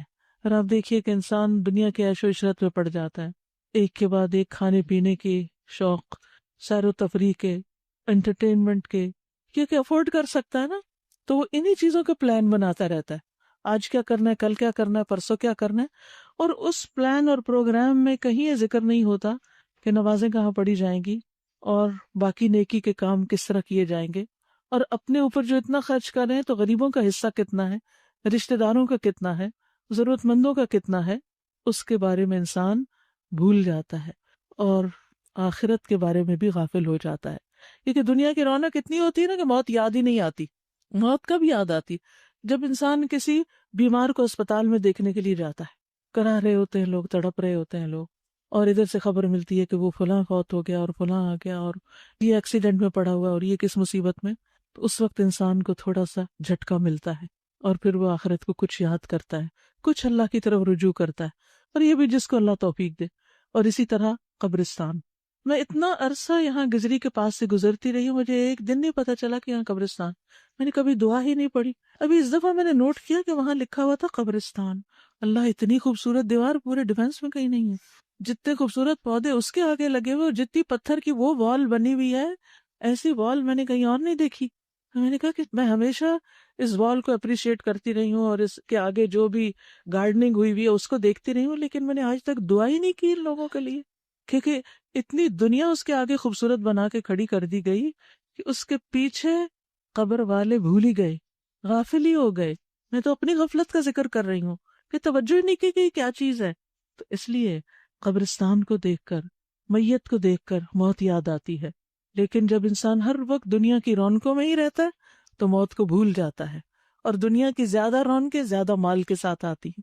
تو اس لیے وہ اپنی قوم کو سمجھا رہے ہیں کہ تھوڑے پہ کفایت کر لو، حلال کماؤ، جائز آمدنی رکھو۔ نبی صلی اللہ علیہ وسلم نے فرمایا ابن آدم دو چیزوں کو ناپسند کرتا ہے، نمبر 1 موت کو، حالانکہ وہ مومن کے لیے فتنوں سے بہتر ہے، نمبر 2 مال کی قلت کو، یعنی مال کی کمی کو ناپسند کرتا ہے، حالانکہ مال کی قلت حساب کتاب میں کمی کا باعث ہے، جن کے پاس تھوڑا ہے ان کا حساب بھی آسان ہوگا۔ اور پھر انہوں نے کہا اور بہرحال میں تمہارے اوپر کوئی نگراں کار نہیں ہے، جو تمہاری مرضی تم کرو گے، میں تمہیں تو سمجھا ہی سکتا ہوں۔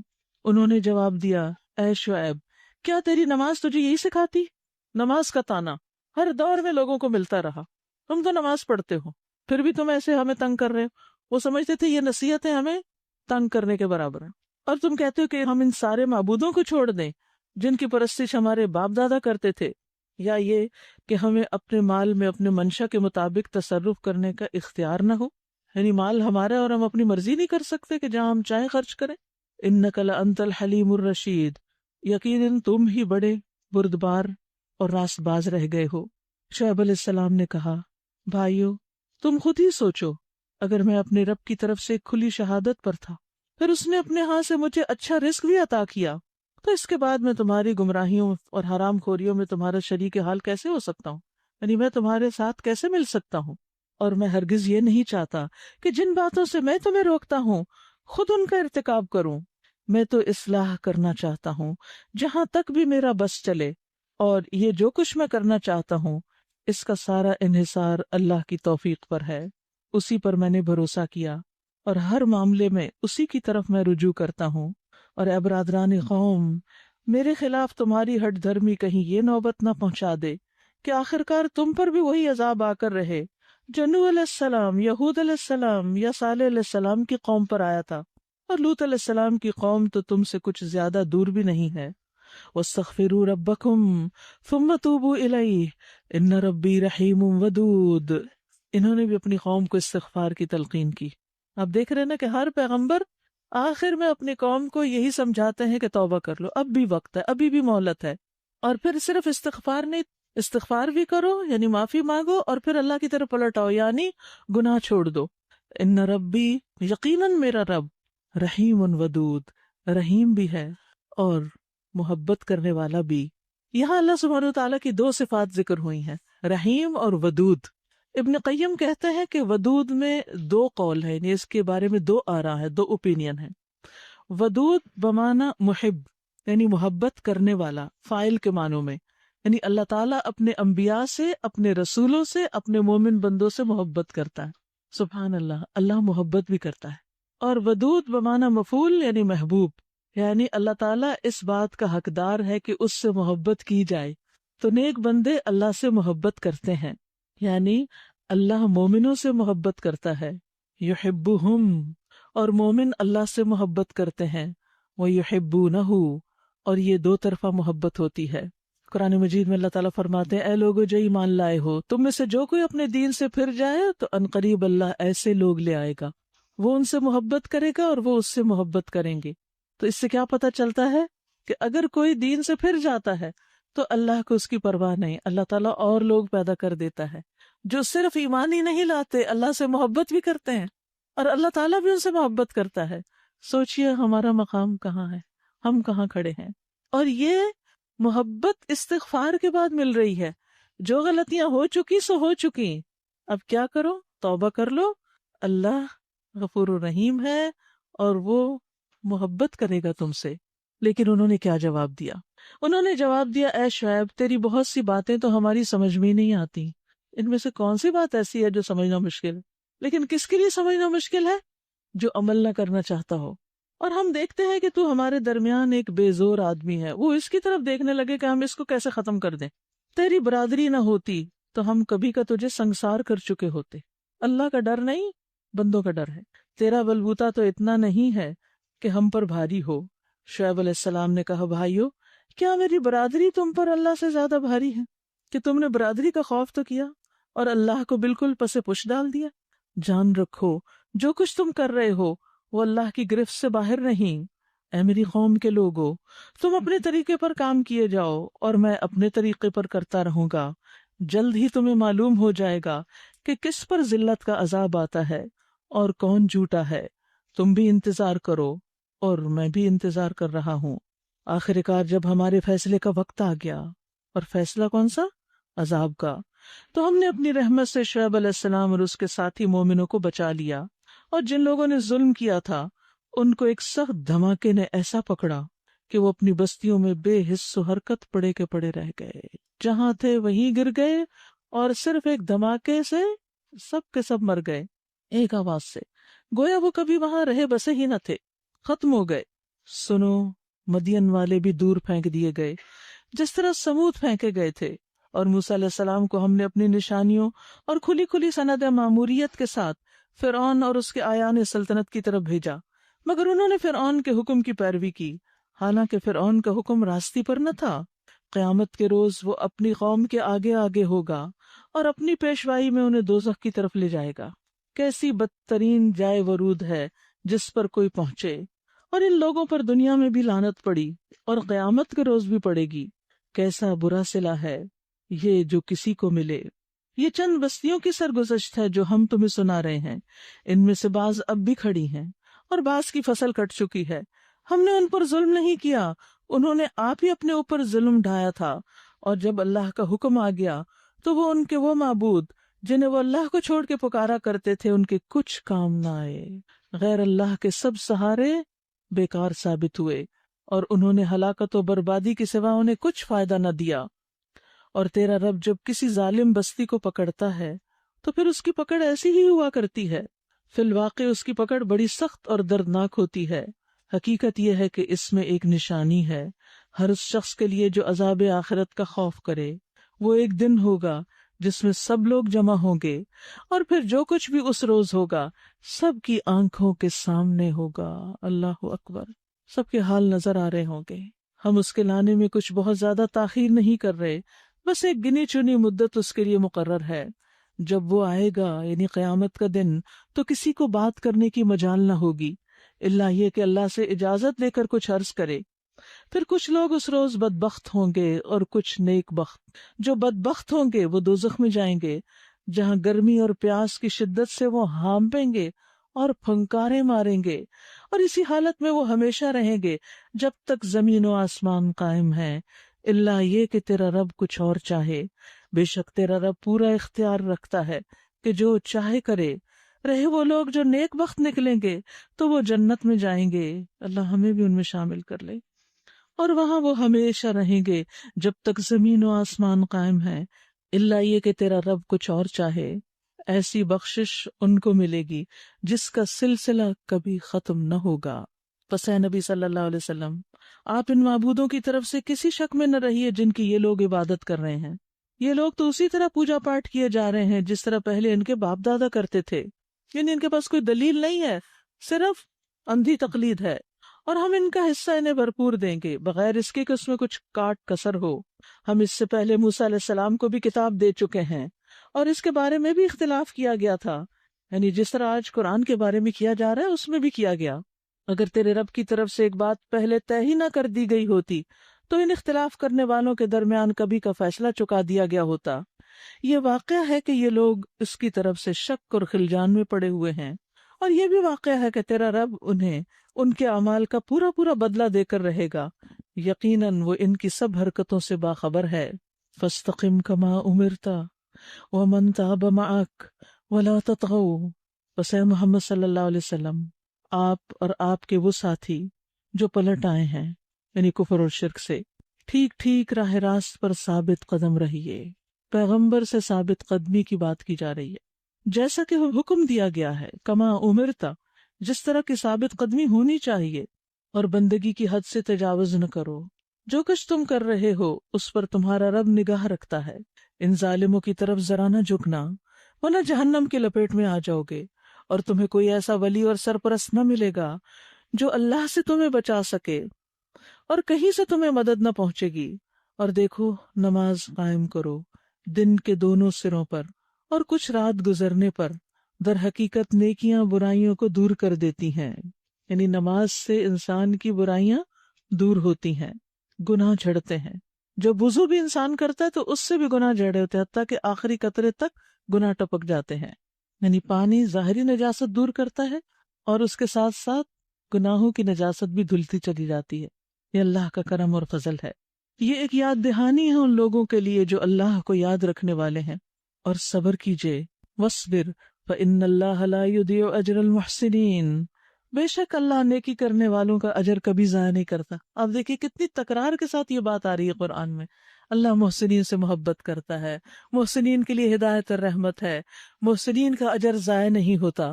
لہٰذا ہم سب کو بھی محسن بننے کی کوشش کرنی چاہیے اور دعا بھی کرنی چاہیے. پھر کیوں نہ ان قوموں میں جو تم سے پہلے گزر چکی ہیں ایسے اہل خیر موجود رہے جو لوگوں کو زمین میں فساد برپا کرنے سے روکتے. ایسے لوگ نکلے بھی تو بہت کم جن کو ہم نے ان قوموں میں سے بچا لیا، ورنہ ظالم لوگ تو انہی مزوں کے پیچھے پڑے رہے جن کے سامان انہیں فراوانی کے ساتھ دیے گئے تھے، اور وہ مجرم بن کر رہے. تیرا رب ایسا نہیں کہ بستیوں کو ناحق تباہ کر دے حالانکہ ان کے باشندے اصلاح کرنے والے ہوں. یعنی جب تک لوگ اپنی اصلاح کا کام کرتے رہتے ہیں اللہ تعالیٰ ان کو عذاب نہیں دیتا. بے شک تیرا رب اگر چاہتا تو تمام انسانوں کو ایک گروہ بنا سکتا تھا، سب کو جبراً مسلمان کر دیتا، مگر اب تو وہ مختلف طریقوں پر ہی چلتے رہیں گے کیونکہ ان کو آزادی ہے نا کہ جو بھی راہ چاہیں اختیار کریں. اور بے راہ روی سے تو صرف وہ لوگ بچیں گے جن پر تیرے رب کی رحمت ہے. اللہ اکبر. اسی آزادی انتخاب و اختیار کے لیے ہی تو اس نے انہیں پیدا کیا تھا، اور تیرے رب کی وہ بات پوری ہو گئی جو اس نے کہی تھی کہ میں جہنم کو جن اور انسان سب سے بھر دوں گا. یعنی اگر سب بگڑتے ہیں، سب نافرمانی کرتے ہیں تو سب کو سزا دے دوں گا. اور اے محمد صلی اللہ علیہ وسلم، یہ پیغمبروں کے قصے جو ہم آپ کو سناتے ہیں یہ وہ چیزیں ہیں جن کے ذریعے سے ہم آپ کے دل کو مضبوط کرتے ہیں. یعنی یہ سارے واقعات کیوں سنائے گئے ہیں؟ کیونکہ اس کے ذریعے آپ کو تسلی دی جا رہی ہے کہ آپ سے پہلے پیغمبروں پر بھی بہت کچھ مشکل گزری، تاکہ آپ مطمئن رہیں، ثابت قدم رہیں اور صبر کریں جیسے کہ اولو العزم پیغمبروں نے صبر کیا تھا. کیونکہ انسانوں کو دوسروں کا طرز عمل دیکھ کر بڑی تسلی ہوتی. یعنی جب انسان مصیبت میں ہوتا ہے تو اپنے سے زیادہ کسی کو مصیبت ہو تو انسان کو حوصلہ ہو جاتا ہے کہ میں اکیلا نہیں ہوں، اور لوگوں کو بڑی بڑی پریشانیاں. تو اسی طرح پیغمبروں کے لیے بھی یہ بات بڑے حوصلے کی ہوتی ہے کہ جب ان کے سامنے پچھلے پیغمبروں کا ذکر کیا جاتا ہے. اور پھر اسی طرح یہ ہے کہ انسان کو یہ تسلی ہوتی ہے کہ ہر دور میں ایسے لوگ موجود رہے ہیں جنہوں نے مخالفتوں کے باوجود حق کو تھام کر رکھا. تو مجھے میجورٹی کے پیچھے نہیں جانا، کیونکہ عموماً ہماری ویکنس کیا ہوتی ہے، وہ کام کرو جو سب کر رہے ہیں اور آنکھیں بند کر لو اس سے جو اللہ نے کہا ہے. آخر کب تک خطرے سے بچے رہیں گے؟ آخر تو اللہ کے پاس جانا ہے نا، واپس جانا ہے، اس کی طرف لوٹنا ہے. تو اس لیے انسان کے لیے فائدے کی چیز یہ ہے کہ انسان حق کو تھام کر رکھے، استقامت اختیار کرے، اور ان لوگوں کی مثالیں دیکھے جنہوں نے مشکلات میں حق کو تھام کے رکھا. ان کے اندر تم کو حقیقت کا علم ملا اور ایمان لانے والوں کو نصیحت اور بیداری نصیب ہوئی. رہے وہ لوگ جو ایمان نہیں لاتے تو ان سے کہہ دیجئے تم اپنے طریقے پر کام کرتے رہو اور ہم اپنے طریقوں پر کریں گے، اور انتظار کرو، ہم بھی منتظر ہیں. وَلِلَّهِ غَيْبُ السَّمَاوَاتِ وَالْأَرْضِ، آسمان و زمین میں جو کچھ چھپا ہوا ہے سب اللہ کے لیے ہے، سارے غیب اللہ کو معلوم ہیں. وَإِلَيْهِ يُرْجَعُ الْأَمْرُ كُلُّهُ، اور سارے معاملات اسی کی طرف رجوع کرتے ہیں. فَاعْبُدْهُ، پس آپ اسی کی عبادت کیجیے. وَتَوَكَّلْ عَلَيْهِ، اور اسی پر بھروسہ رکھیے. وَمَا رَبُّكَ بِغَافِلٍ عَمَّا تَعْمَلُونَ، تمہارا رب اس سے کچھ غافل نہیں جو تم عمل کر رہے ہو. رب کو ہر بات کا خوب علم ہے کہ کون کیا کر رہا ہے. سورۃ یوسف. شروع کرتی ہوں اللہ کے نام سے جو بے انتہا مہربان نہایت رحم فرمانے والا ہے. الف لام را تلک آیات الکتاب المبین. الف لام را، یہ اس کتاب کی آیات ہیں جو بالکل واضح ہے. انا انزلناہ قرآنا عربیا، قرآنا عربیا لعلکم تعقلون. ہم نے اسے نازل کیا ہے قرآن بنا کر عربی زبان میں تاکہ تم اہل عرب اس کو اچھی طرح سمجھ سکو۔ نحن نقص علیک احسن القصص، اے محمد صلی اللہ علیہ وسلم، ہم اس قرآن کو تمہاری طرف وحی کر کے بہترین پیرائے میں واقعات اور حقائق تم سے بیان کرتے ہیں، یعنی ہم آپ کے سامنے ایک بہترین قصہ سناتے ہیں، قصوں میں سے سب سے اچھا قصہ، سب سے واضح، سب سے زیادہ صریح اور تفصیل سے بیان کیا ہوا، یعنی یوسف علیہ السلام کا قصہ۔ کیونکہ جو اچھا قصہ ہوتا ہے اس میں مختلف چیزیں پائی جاتی ہیں، تو آپ دیکھیں گے کہ اس قصے کے اندر صرف یوسف علیہ السلام ہی کے گرد فوکس نہیں، بلکہ ان سے متعلق جتنی بھی چیزیں ہیں ان سب کا ذکر ہے، ان کے امتحان کا بھی ذکر ہے، ایک کے بعد ایک امتحان، پھر ان کی زندگی کے زوال اور عروج کا بھی ذکر ہے کہ کس طرح اللہ تعالیٰ نے ان کو کنویں سے نکال کر مصر کے تخت تک پہنچایا، غلامی سے بادشاہی تک پہنچایا۔ اس میں جدائی کے واقعات بھی ہیں، حزن اور غم اور خوشی اور سرور کی باتیں بھی ہیں، خوشحالی کے دنوں کا ذکر بھی ہے اور قحط سالی کا بھی، تنگی سے وسعت کا بھی، اور انکار سے اقرار کی طرف بھی، کہ جس بھائی کا وہ انکار کر رہے تھے اس کے مقام کا، اور اس کو اللہ نے جو فضل دیا بالآخر اس کا وہ اقرار کرنے والے بن گئے۔ لیکن یہ یاد رکھیے کہ اس قصے سے متعلق کچھ کتابوں میں غیر ضروری اور من گھڑت واقعات اور من گھڑت تفصیلات ملتی ہیں، جن کی کوئی حقیقت نہیں ہے، جن کا کوئی سر پیر نہیں، جن میں سے بہت سی باتیں جھوٹ پر مبنی ہیں۔ تو اس لیے ضروری ہے کہ جو قرآن نے ہمیں دیا ہے اس پر پوری طرح توجہ دی جائے، اور جو سبق اس میں بیان کیے گئے ہیں ان کو اپنی زندگی میں اپنایا جائے۔ فرمایا وَإِن كُنتَ مِن قَبْلِهِ لَمِنَ الْغَافِلِينَ، ورنہ اس سے پہلے تو آپ بالکل ہی بے خبر تھے۔ یہ اس وقت کا ذکر ہے جب یوسف علیہ السلام نے اپنے باپ سے کہا، ابا جان، میں نے خواب دیکھا ہے کہ 11 ستارے ہیں اور سورج اور چاند ہیں اور وہ مجھے سجدہ کر رہے ہیں۔ کیسا عجیب خواب تھا۔ جواب میں اس کے باپ نے کہا، بیٹا اپنا یہ خواب اپنے بھائیوں کو نہ سنانا، ورنہ وہ تیرے لیے چال چلیں گے، بے شک شیطان انسان کا کھلا دشمن ہے۔ یہاں پر یوسف علیہ السلام کو ان کے والد ایک بڑی اہم نصیحت کر رہے ہیں، اور اس میں ہمارے لیے بھی بہت بڑا سبق ہے، اور وہ کیا کہ نعمت کو ایک وقت تک چھپانا چاہیے اور ایک وقت کے بعد اس کا اظہار کرنا چاہیے، کیونکہ ہم ان دو میں فرق نہیں کر پاتے۔ کبھی جہاں حکم ہے کہ فَأَمَّا بِنِعْمَةِ رَبِّكَ فَحَدِّثْ، تم پر جو تمہارے رب کی نعمت ہے اس کا اظہار کرو، تو ہم کیا کرتے ہیں؟ اس وقت ہم شکر ادا نہیں کرتے، اظہار نہیں کرتے اس کا۔ اور جہاں ہمیں نعمت کو چھپانا چاہیے، ابھی اس کے بارے میں خاموشی اختیار کرنی چاہیے، وہاں ہم سب کو اپنے سارے پلان پروگرام اور ہر چیز بتا کے رکھ دیتے ہیں، اور پھر اس میں مشکلات پیدا ہوتی ہیں۔ تو اس معاملے میں حکم یہ ہے کہ نعمت کو اس وقت تک چھپایا جائے جب تک وہ وجود میں آ نہ جائے اور ظاہر نہ ہو جائے۔ آپ نے دیکھا ہوگا کہ پہلے دور میں جب کوئی لڑکی پریگننٹ ہوتی تھی تو امی اور ساس کیا کہتی تھی؟ کسی سے ذکر نہیں کرنا، کہتے تھے نا۔ یہ بھی اسی کے تحت آتا ہے، خود ہی جب ظاہر ہوگا تو ہو جائے گا، پیٹ بڑا ہوگا سب کو پتہ چل جائے گا۔ پھر اسی طرح جب تک کام ہو نہ جائے، حاجت پوری نہ ہو جائے، اس وقت تک خاموشی اختیار کریں۔ مثلا آپ نے کہیں رشتہ ڈالا ہے اور بات چل رہی ہے، ابھی سب کو کہانیاں مت سنائیں، ابھی خاموشی اختیار کریں، جب کوئی چیز مٹیریلائز ہو جائے اس کے بعد اس کا ذکر کریں۔ تو چھپانے کا عمل جو ہے یہ ضرورت پورا کرنے سے پہلے کا ہے۔ جب ضرورت پوری ہو جائے، مقصد تک پہنچ جائیں، اللہ تعالیٰ انعام کر دیں، چیز حاصل ہو جائے، جو آپ چاہتے تھے زندگی میں اچیو کرنا یا کچھ حاصل کرنا وہ ہو گیا، اب آپ بتائیں کہ اللہ نے مجھ پر فضل کیا۔ یہ چھپانے کا حکم کیوں ہے؟ کیوں چھپائیں؟ نظر سے بچنے کے لیے، حسد سے بچنے کے لیے۔ ابو ہریرہ نبی صلی اللہ علیہ وسلم سے روایت کرتے ہیں، تم اپنی ضرورتوں کو پورا کرنے کے لیے ان کو رازداری میں رکھ کر مدد حاصل کرو، بے شک ہر صاحب نعمت حسد کیا جاتا ہے۔ یعنی اگر تم اپنی ضرورتوں کو لوگوں کے سامنے ظاہر کرو گے تو وہ تم سے حسد کریں گے اور تمہارے لیے مقاصد میں رکاوٹ بنیں گے، لیکن جب نعمت مل جائے تو پھر اس نعمت کا اظہار کرو۔ لیکن کیسے؟ وَأَمَّا بِنِعْمَةِ رَبِّكَ فَحَدِّثْ کے حکم کے تحت، کیونکہ اب وہ آ چکی ہے آپ کے پاس، اب کوئی حاسد حسد کر کے اس کو چھین نہیں سکتا۔ لیکن اس میں بھی بہت زیادہ تفصیلات بتانے کی ضرورت نہیں ہوتی کہ یہ نعمت حاصل کیسے ہوئی، ٹھیک ہے؟ اور اصل مقصد اس آیت کا کیا ہے کہ شکر بجا لایا جائے، اس کے آثار کو ظاہر کیا جائے۔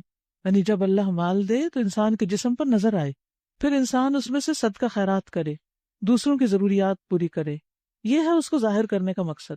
یہ مقصد نہیں کہ وہ گن گن کے بتائے کہ میرے پاس کتنا بینک بیلنس ہے اور کتنے تولے سونا ہے۔ کہ ہمارے یہاں تو عموماً جب وہ شادیاں وادیاں ہوتی ہیں تو لوگ ایک ایک چیز اٹھا اٹھا کے وہ دکھا رہے تھے۔ میں نے بھی ایک شادی دیکھی تھی جس میں ایک خاتون کھڑی تھی اور وہ جہیز تھا یا بری کیا تھا، وہ ایک ایک سوٹ اٹھاتی تھی اور کہتی تھی یہ اتنے کا ہے، یہ ایسا ہے، یہ ویسا ہے، یہ اتنے تولے کا سیٹ ہے، یہ اتنے، ایک ایک چیز بتائی جا رہے، دکھاوا کیا جا رہا ہوتا ہے۔ اس چیز سے منع کیا گیا ہے، دکھاوے سے۔ اسی طرح یہ ہے کہ انسان جب بھی نعمت کا ذکر کرے ساتھ اللہ کا ذکر کرے کہ یہ اللہ نے دیا، فرح فخور نہ بنے، اترائے نہیں، فخر نہ کرے، اور پھر اس بات کی شدید حرص رکھے کہ ان نعمتوں کو دوسروں کے ساتھ شیئر بھی کرنا ہے۔ تو یوسف علیہ السلام کو ان کے والد نے کیوں کہا کہ جب تک یہ خواب عملی طور پہ سامنے نہ آ جائے ابھی تم کسی کو مت بتاؤ کہ میں نے ایسا خواب دیکھا ہے۔ خواب کے سلسلے میں بھی یہ بات یاد رکھیے، اگر آپ نے کوئی بہت اچھا خواب دیکھا تو ہر ایک کو مت سناتے پھریں، کیونکہ اگر انہوں نے کوئی غلط تعبیر کر دی یا حسد اختیار کیا تو نقصان ہو سکتا ہے۔ اور اسی طرح اگر آپ کوئی برا خواب دیکھیں تو وہ بھی ہر ایک کو نہ بتائیں، کیونکہ خواب اس وقت تک نافذ نہیں ہوتا جب تک آپ اس کو بول نہیں دیتے یا کوئی اس کی تعبیر نہیں کر دیتا۔ برا خواب دیکھے چپ، صدقہ کرے، خیرات کرے، دعائیں کرے، اللہ مصیبت بلا کو ٹال دے۔ اور اگر اچھی چیز دیکھی ہے تو ہر ایک کو نہ بتائیں، کیونکہ حسد ہوگا کہ اچھا اس کو یہ اشارہ ملا ہے، اس کو یہ ملنے والا ہے۔ تو انہوں نے بھی کیا کہا، فَيَكِيدُ لَكَ كَيْدًا، تمہارے خلاف چال چلیں گے، بچ کے رہنا۔ حقیقت یہ ہے کہ شیطان آدمی کا کھلا دشمن ہے، اور ایسا ہی ہوگا، یعنی جو تم نے خواب دیکھا یہ پورا ہوگا۔ تیرا رب تجھے اپنے کام کے لیے منتخب کرے گا اور تجھے باتوں کی تہ تک پہنچنا سکھائے گا، اور تیرے اوپر اور آل یعقوب پر اپنی نعمت اسی طرح پوری کرے گا جس طرح اس سے پہلے وہ تیرے بزرگوں ابراہیم اور اسحاق علیہ السلام پر کر چکا ہے۔ یقیناً تیرا رب علیم اور حکیم ہے۔ حقیقت یہ ہے کہ یوسف اور اس کے بھائیوں کے قصے میں ان پوچھنے والوں کے لیے بڑی نشانیاں ہیں۔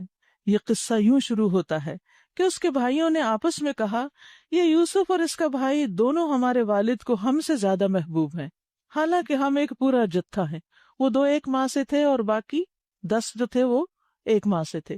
تو وہ ہوتا ہے نا سوتیلے رشتوں میں بیچ میں ایک جیلسی سی ہوتی ہے اور ایک کمپٹیشن، ایک مقابلے کی کیفیت بھی ہوتی، تو وہ کمپیئر کرتے رہتے تھے کہ ہم باپ کو زیادہ پیارے ہیں یا یہ پیارے ہیں۔ تو انہوں نے مل کے کہا یہ 2 زیادہ پیارے ہیں، اور حقیقت بھی تھی، کیونکہ ان کے اندر کوالٹیز ہی ایسی تھی۔ بعض اوقات کوئی شخص کسی کی آنکھ کا تارا ہو سکتا ہے اپنے کسی اچھے اخلاق کی وجہ سے یا کسی اور وجہ سے، لیکن ہم پیچھے پڑ جاتے کہ کیوں زیادہ اچھا لگتا ہے آپ کو اور میں کیوں نہیں اچھا لگتا۔ تو اس میں انسان کو یہ دیکھنا چاہیے کہ میں کیا کر رہا ہوں اور وہ کیا کر رہا ہے، جو خوبیاں اس میں وہ آپ بھی اختیار کر لیں۔ تو کہنے لگے کہ ہم تو ایک پورا جتھا ہے، سچی بات یہ کہ ہمارے ابا جان بالکل ہی بہک گئے ہیں، چلو یوسف کو قتل کر دو یا اسے کہیں پھینک دو تاکہ تمہارے والد کی توجہ صرف تمہاری طرف ہو جائے۔ جیسے چھوٹے بچے جب ان کے بعد کوئی اور بچہ پیدا ہو جائے تو وہ ماں کی گود سے دھکیلتے ہیں، اس کو ہٹاؤ، اس کو مجھے بیٹھنا ہے، اور کہا قتل کرو اور پھر بعد میں نیک بن جانا۔ اس پر ان میں سے ایک بولا، یوسف کو قتل نہ کرو، یہ بڑا بھائی تھا، اگر کچھ کرنا ہی ہے تو اسے کسی اندھے کنویں میں ڈال دو۔ تو اس پہ سب کا اتفاق ہو گیا۔ کوئی آتا جاتا قافلہ اسے نکال لے جائے گا، یعنی تمہارے سے دور ہو جائے گا، تمہارا مقصد پورا ہو جائے گا۔ اس قرارداد پر انہوں نے جا کر اپنے باپ سے کہا، ابا جان کیا بات ہے کہ آپ یوسف کے معاملے میں ہم پہ بھروسہ نہیں کرتے، حالانکہ ہم اس کے سچے خیر خواہ ہیں۔ اب آپ دیکھیں نا، بات منوانی تھی، یہاں بھی سوالیہ انداز ہے، ڈائریکٹ اپنی حاجت نہیں بتائی کہ آپ ان کو ہمارے ساتھ بھیجو۔ مالک لا تامنا علی یوسف، کل اسے ہمارے ساتھ بھیج دیجئے، کچھ چر چگ لے گا اور کھیل کود سے بھی دل بہلائے گا، ہم اس کی حفاظت کو موجود ہیں۔ باپ نے کہا، تمہارا اسے لے جانا مجھے شاق گزرتا ہے، میرے دل کو کچھ ہوتا ہے، میں اسے جدا نہیں کر سکتا، اور مجھے اندیشہ ہے کہ کہیں اسے بھیڑیا نہ پھاڑ کھائے جبکہ تم اس سے غافل ہو۔ انہوں نے جواب دیا، اگر ہمارے ہوتے ہوئے اسے بھیڑیا نے کھا لیا جبکہ ہم ایک جتھا ہیں تب تو ہم بڑے ہی نکمے ہوں گے۔ اس طرح اصرار کر کے جب وہ اسے ساتھ لے گئے اور انہوں نے طے کر لیا کہ اسے ایک اندھے کنویں میں چھوڑ دیں، تو ہم نے یوسف علیہ السلام کو وحی کی کہ ایک وقت آئے گا جب تو ان لوگوں کو ان کی یہ حرکت بتائے گا، یہ اپنے فعل کے نتائج سے بے خبر ہیں۔ شام کو وہ روتے پیٹتے اپنے باپ کے پاس آئے اور کہا، ابا جان ہم دوڑ کا مقابلہ کرنے میں لگ گئے تھے اور یوسف کو ہم نے اپنے سامان کے پاس چھوڑ دیا تھا کہ اتنے میں بھیڑیا آ کر اسے کھا گیا۔ آپ ہماری بات کا یقین نہ کریں گے چاہے ہم سچے ہی کیوں نہ ہوں۔ اور وہ یوسف کے قمیص پر جھوٹ موٹ کا خون لگا کر لے آئے تھے۔ یہ سن کر ان کے باپ نے کہا بلکہ تمہارے نفس نے تمہارے لیے ایک بڑے کام کو آسان بنا دیا۔ یعنی انہیں سمجھ آ گئی کہ معاملہ کچھ اور ہے، لیکن کیا خوبصورت جواب ہے۔ کہا فصبر جمیل، اچھا صبر کروں گا اور بخوبی کروں گا۔ جو بات تم بنا رہے ہو اس پر اللہ ہی سے مدد مانگی جا سکتی ہے۔ صبر جمیل میں 3 چیزیں آتی ہیں۔ نمبر 1، اپنی تکلیف کو بیان نہ کرنا، ہر ایک کو نہ سنانا۔ نمبر 2، اپنی مصیبت کا ذکر نہ کرنا اور نہ اپنے آپ کو پاک قرار دینا، یعنی بار بار ایسی چیزوں کو زبان پہ نہ لانا اور ہر ایک کو نہ بتانا، اور اپنے آپ کو بے قصور نہ قرار دینا کہ یہ تو ایسے ہی مجھ پہ آفت آ گئی، میری تو کوئی غلطی نہیں۔ کیونکہ بہت سے لوگ جب ان پہ کوئی تکلیف آتی تو کہتے ہیں ہمارا کیا قصور تھا، ہمارا کون سا گناہ ایسا تھا، یہ بچہ تو بالکل معصوم تھا، اس کے ساتھ یہ کیوں ہو گیا، وغیرہ وغیرہ، اور اللہ کی حکمت اور مصلحتوں کو نہیں سمجھتے۔ ادھر ایک قافلہ آیا اور اس نے اپنے سقے کو پانی لینے کے لیے بھیجا۔ سقے نے جو کنویں میں ڈول ڈالا تو یوسف کو دیکھ کر پکار اٹھا مبارک ہو، یہاں تو ایک لڑکا ہے، یا بشرا ہاذا غلام، خوشخبری، گڈ نیوز۔ ان لوگوں نے اس کو مال تجارت سمجھ کے چھپا لیا کہ کہیں کوئی وارث نہ پہنچ جائیں، حالانکہ جو کچھ وہ کر رہے تھے اللہ اس سے باخبر تھا۔ آخر کار انہوں نے اس کو تھوڑی سی قیمت پر چند درہموں کے عوض بیچ ڈالا۔ وہ اس کی قیمت نہیں جانتے تھے نا، لا علم تھے، وہ اس کی قیمت کے معاملے میں کچھ زیادہ کے امیدوار بھی نہ تھے۔ مصر کے جس شخص نے اسے خریدا اس نے اپنی بیوی سے کہا اس کو اچھی طرح رکھنا، بعید نہیں کہ یہ ہمارے لیے مفید ثابت ہو یا ہم اسے بیٹا ہی بنا لیں۔ اس طرح ہم نے یوسف کے لیے اس زمین میں قدم جمانے کی صورت نکالی اور اسے معاملہ فہمی کی تعلیم دینے کا انتظام کیا۔ اللہ سبحانہ وتعالیٰ انہیں گھر سے دور کر کے اس آزمائش میں ڈال کر کچھ سکھانا چاہتا تھا۔ حقیقت یہ ہے کہ میچیورٹی بغیر تکلیف میں پڑے، مشقت کیے، محنت کیے نہیں آتی۔ آزمائشیں انسان کو وہ کچھ سکھاتی ہیں جو انسان آسانیوں میں نہیں سیکھ پاتا۔ اللہ اپنا کام کر کے رہتا ہے مگر اکثر لوگ نہیں جانتے۔ وَلَمَّا بَلَغَ أَشُدَّهُ آتَيْنَاهُ حُكْمًا وَعِلْمًا وَكَذَلِكَ نَجْزِي الْمُحْسِنِينَ، پھر محسنین کا ذکر ہے۔ اور جب وہ اپنی پوری جوانی کو پہنچا تو ہم نے اسے قوت فیصلہ اور علم عطا کیا، اس طرح ہم نیک لوگوں کو جزا دیتے ہیں۔ یہاں پر علم اور حکمت دیے جانے کا ذکر ہے۔ فرمایا اسی طرح ہم باقی محسنین کو بھی دیتے ہیں۔ اگر آپ چاہتے ہیں کہ آپ کو علم اور حکمت ملے، کیونکہ حکمت بہت بڑی دولت ہے، تو اس کے لیے محسن بننا ہوگا، لوگوں کے قصور معاف کرنے ہوں گے، چھوٹی چھوٹی باتوں کو دل سے نکالنا ہوگا، چھوٹے چھوٹے نفع نقصان کے پیچھے نہیں دوڑنا۔ پھر فرمایا جس عورت کے گھر میں وہ تھا وہ اس پہ ڈورے ڈالنے لگی۔ وراودته التي هو في بيتها عن نفسه، اب یہ بھائیوں سے پہنچنے والی آزمائش سے بھی بڑی آزمائش آ گئی، اور اس پر صبر بھی بہت بڑے اجر کا موجب بنا۔ پہلے بھائیوں کے فتنے میں تھے، اب عورت کے فتنے میں۔ رسول اللہ صلی اللہ علیہ وسلم نے فرمایا میں نے اپنے بعد مردوں پر کوئی فتنہ عورتوں سے زیادہ نقصان دینے والا نہیں چھوڑا۔ کہ ایک اچھا بھلا عقل مند انسان ایک عورت کی باتوں میں آ کے اپنا نقصان کر بیٹھتا ہے، بعض اوقات اپنا گھر برباد کر لیتا ہے، بعض اوقات اپنا مال لٹا دیتا ہے۔ یعنی عورت جو ہے وہ مرد کی بہت بڑی ویکنس ہے، اسی لیے پردے کا حکم آیا، اسی لیے دونوں کے درمیان کچھ حدود اور باؤنڈریز رکھی گئیں۔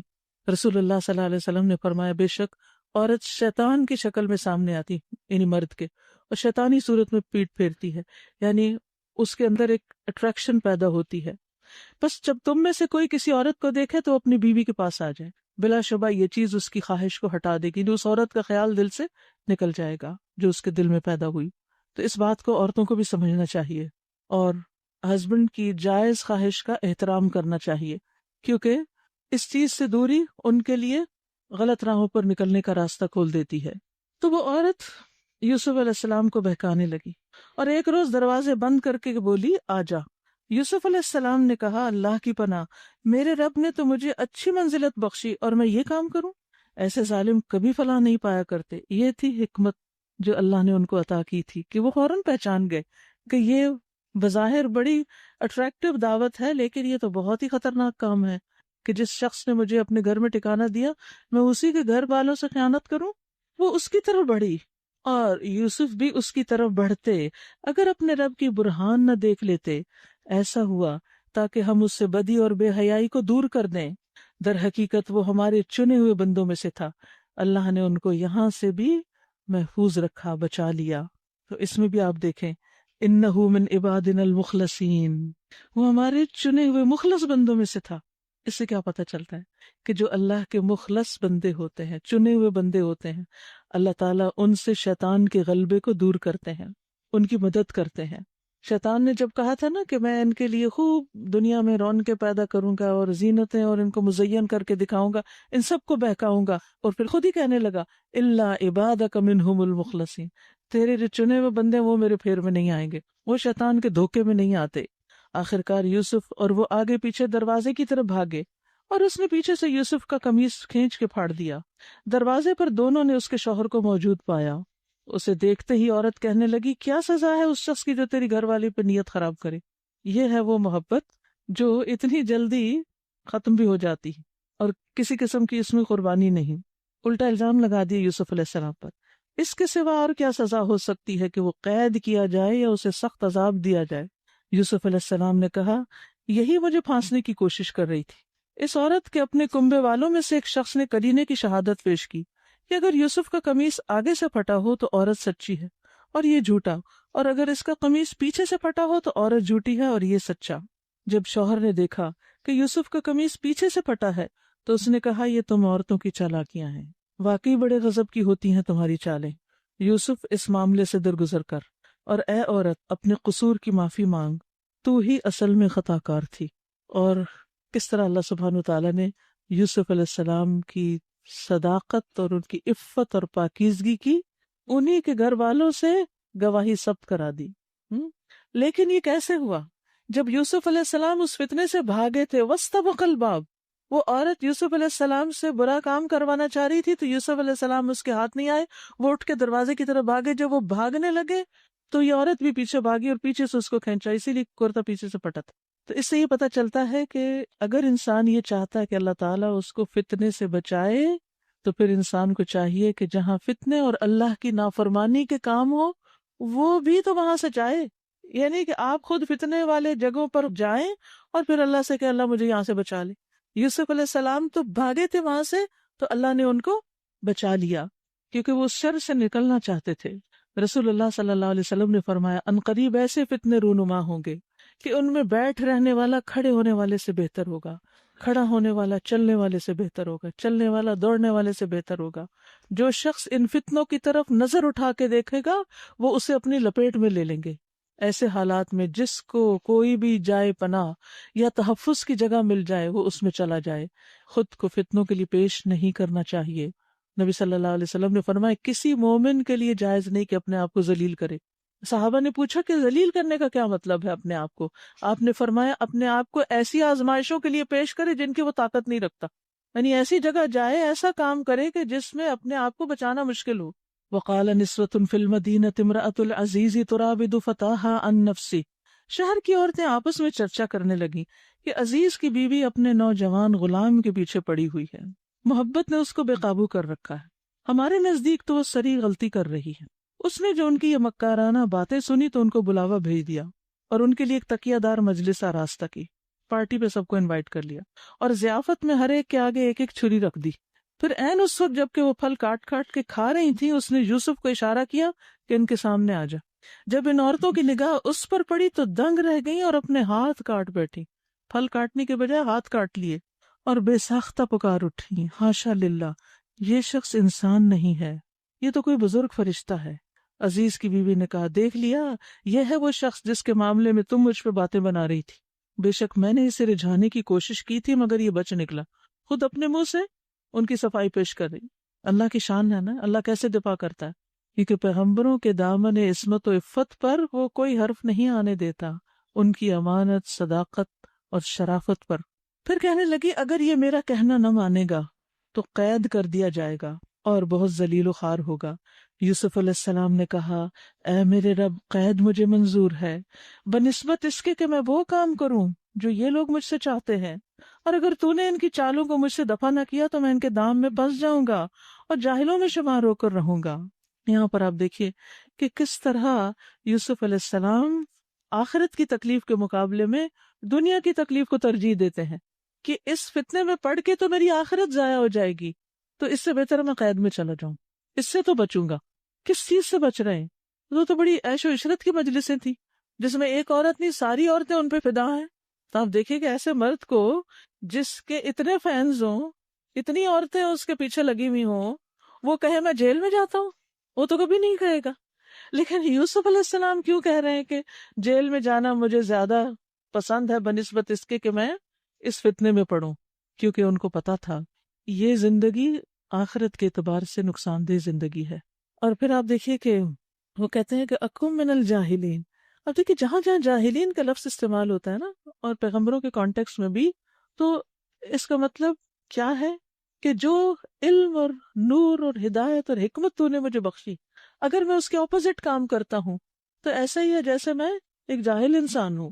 فاستجاب لہ ربہ، اس کے رب نے اس کی دعا قبول کر لی اور ان عورتوں کی چالیں اس سے دور کر دیں۔ بے شک وہی ہے جو سب کی سنتا اور سب کچھ جانتا ہے۔ پھر ان لوگوں کو یہ سوجھی کہ ایک مدت کے لیے اسے قید کر دیں، حالانکہ وہ اس کی پاک دامنی اور اپنی عورتوں کے بری عادات کی سری نشانیاں دیکھ چکے تھے۔ یوسف علیہ السلام جیل میں چلے جاتے ہیں، کس طرح زندگی موڑ کھاتی چلی جا رہی ہے۔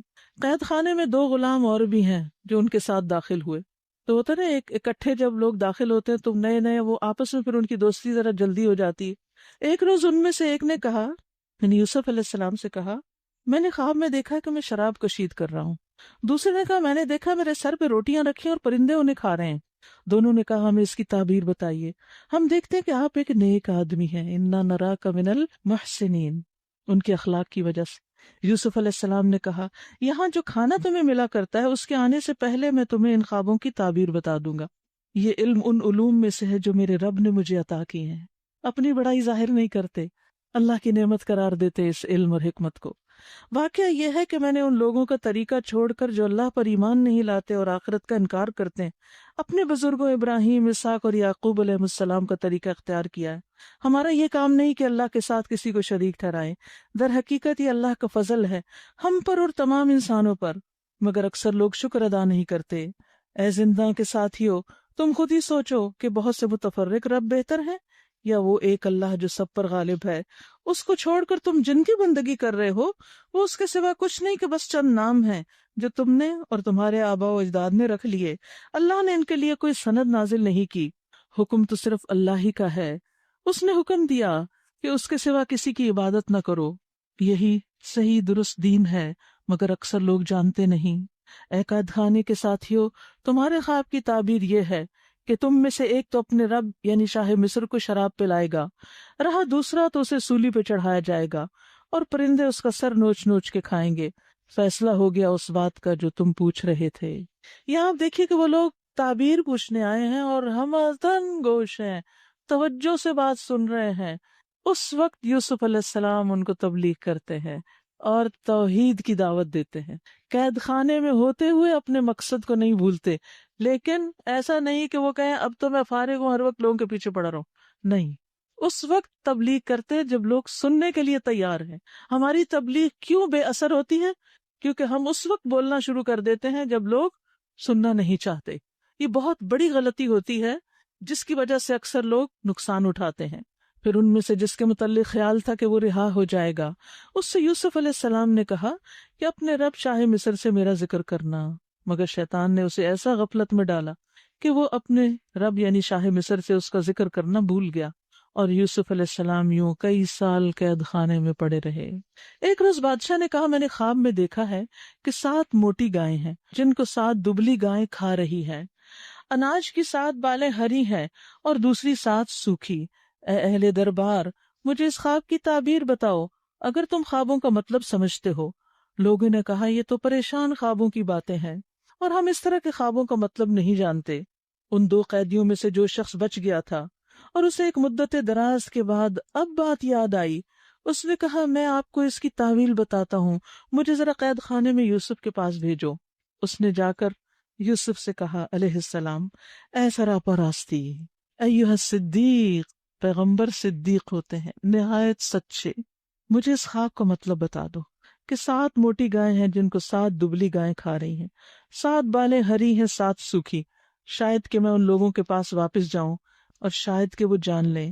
یوسف علیہ السلام نے کہا 7 برس تک لگاتار تم لوگ کھیتی باڑی کرتے رہو گے، اس دوران میں جو فصلیں تم کاٹو ان میں سے بس تھوڑا سا حصہ جو تمہاری خوراک کے کام آئے نکالو اور باقی کو اسی کی بالوں ہی میں رہنے دو۔ پھر 7 برس بہت سخت آئیں گے، اس زمانے میں وہ سب غلہ کھا لیا جائے گا جو تم اس وقت کے لیے جمع کرو گے، اگر کچھ بچے گا تو بس وہی جو تم نے محفوظ کر رکھا ہو۔ اس کے بعد پھر ایک ایسا سال آئے گا جس میں باران رحمت سے لوگوں کی فریاد رسی کی جائے گی اور وہ رس نہ چھوڑیں گے۔ بادشاہ نے کہا اسے میرے پاس لاؤ، مگر جب شاہی فرستادہ یوسف کے پاس پہنچا تو اس نے کہا اپنے رب کے پاس واپس جاؤ اور اس سے پوچھو کہ ان عورتوں کا کیا معاملہ ہے جنہوں نے اپنے ہاتھ کاٹ لیے تھے، میرا رب تو ان کی مکاری سے واقف ہی ہے۔ اس پر بادشاہ نے ان عورتوں سے دریافت کیا تمہارا کیا تجربہ ہے اس وقت کا جب تم نے یوسف کو رجھانے کی کوشش کی تھی؟ سب نے یک زبان ہو کر کہا ہاشا للہ، ہم نے تو اس میں بدی کا شائبہ تک نہیں پایا۔ ایسے ہوتے ہیں پیغمبر صاف ستھرے جو لوگوں کو دین کی طرف بلاتے ہیں۔ اگر ایک انسان خود وہی غلط کام کر رہا ہو جس سے لوگوں کو روکتا ہے تو اس کی بات کا کوئی اثر نہیں ہوتا۔ عزیز کی بیوی بول اٹھی اب حق کھل چکا، وہ میں تھی جس نے اسے پسلانے کی کوشش کی تھی، بے شک وہ بالکل سچا ہے۔ یوسف علیہ السلام نے کہا اس سے میری غرض یہ تھی کہ عزیز یہ جان لے کہ میں نے در پردہ اس کی خیانت نہیں کی تھی، صدیق بھی ہے اور امین بھی، وَأَنَّ اللَّهَ لَا يَهْدِي كَيْدَ الْخَائِنِينَ، اور یہ کہ اللہ خیانت کرنے والوں کی چالوں کو کامیابی کی راہ پر نہیں لگاتا۔ تو اس سے آپ دیکھیے کہ یوسف علیہ السلام کے پاس 2 چیزیں تھیں، ایک کی وجہ سے وہ آزمائش میں پڑے اور ایک کی وجہ سے وہ آزمائش سے نکلے۔ کس چیز کی وجہ سے آزمائش میں پڑے تھے؟ حسن کی وجہ سے۔ اور کس چیز کی وجہ سے نکلے تھے؟ علم کی وجہ سے۔ ہماری چوائس اور ہماری پسند اور ہماری خواہش کیا ہوتی ہے؟ کس چیز کے پیچھے ہم دوڑتے ہیں؟ حسن کے پیچھے۔ حالانکہ علم انسان کو بلندی دینے والا ہوتا ہے۔ اللہ تعالیٰ فرماتے ہیں یرفع اللہ الذین آمنوا منکم والذین اوتوا العلم درجات، اللہ ان لوگوں کو درجوں میں بلند کرے گا جو تم میں سے ایمان لائے اور جنہیں علم دیا گیا۔ ٹھیک ہے عورتوں کے لیے ایک حد تک زینت اختیار کرنا ضروری ہے، لیکن آپ دیکھیے کہ بعض اوقات گھنٹوں بیوٹی پارلرز میں گزر جاتے ہیں اور ہمارے پاس 1 گھنٹے کی قرآن کلاس میں جانے کا وقت نہیں رہتا۔ تو اپنی پرائرٹیز کو دیکھیے۔ وآخر دعوانا ان الحمد للہ رب العالمین، سبحانک اللہم وبحمدک، اشہد ان لا الہ الا انت، استغفرک واتوب الیک۔ السلام علیکم ورحمۃ اللہ وبرکاتہ۔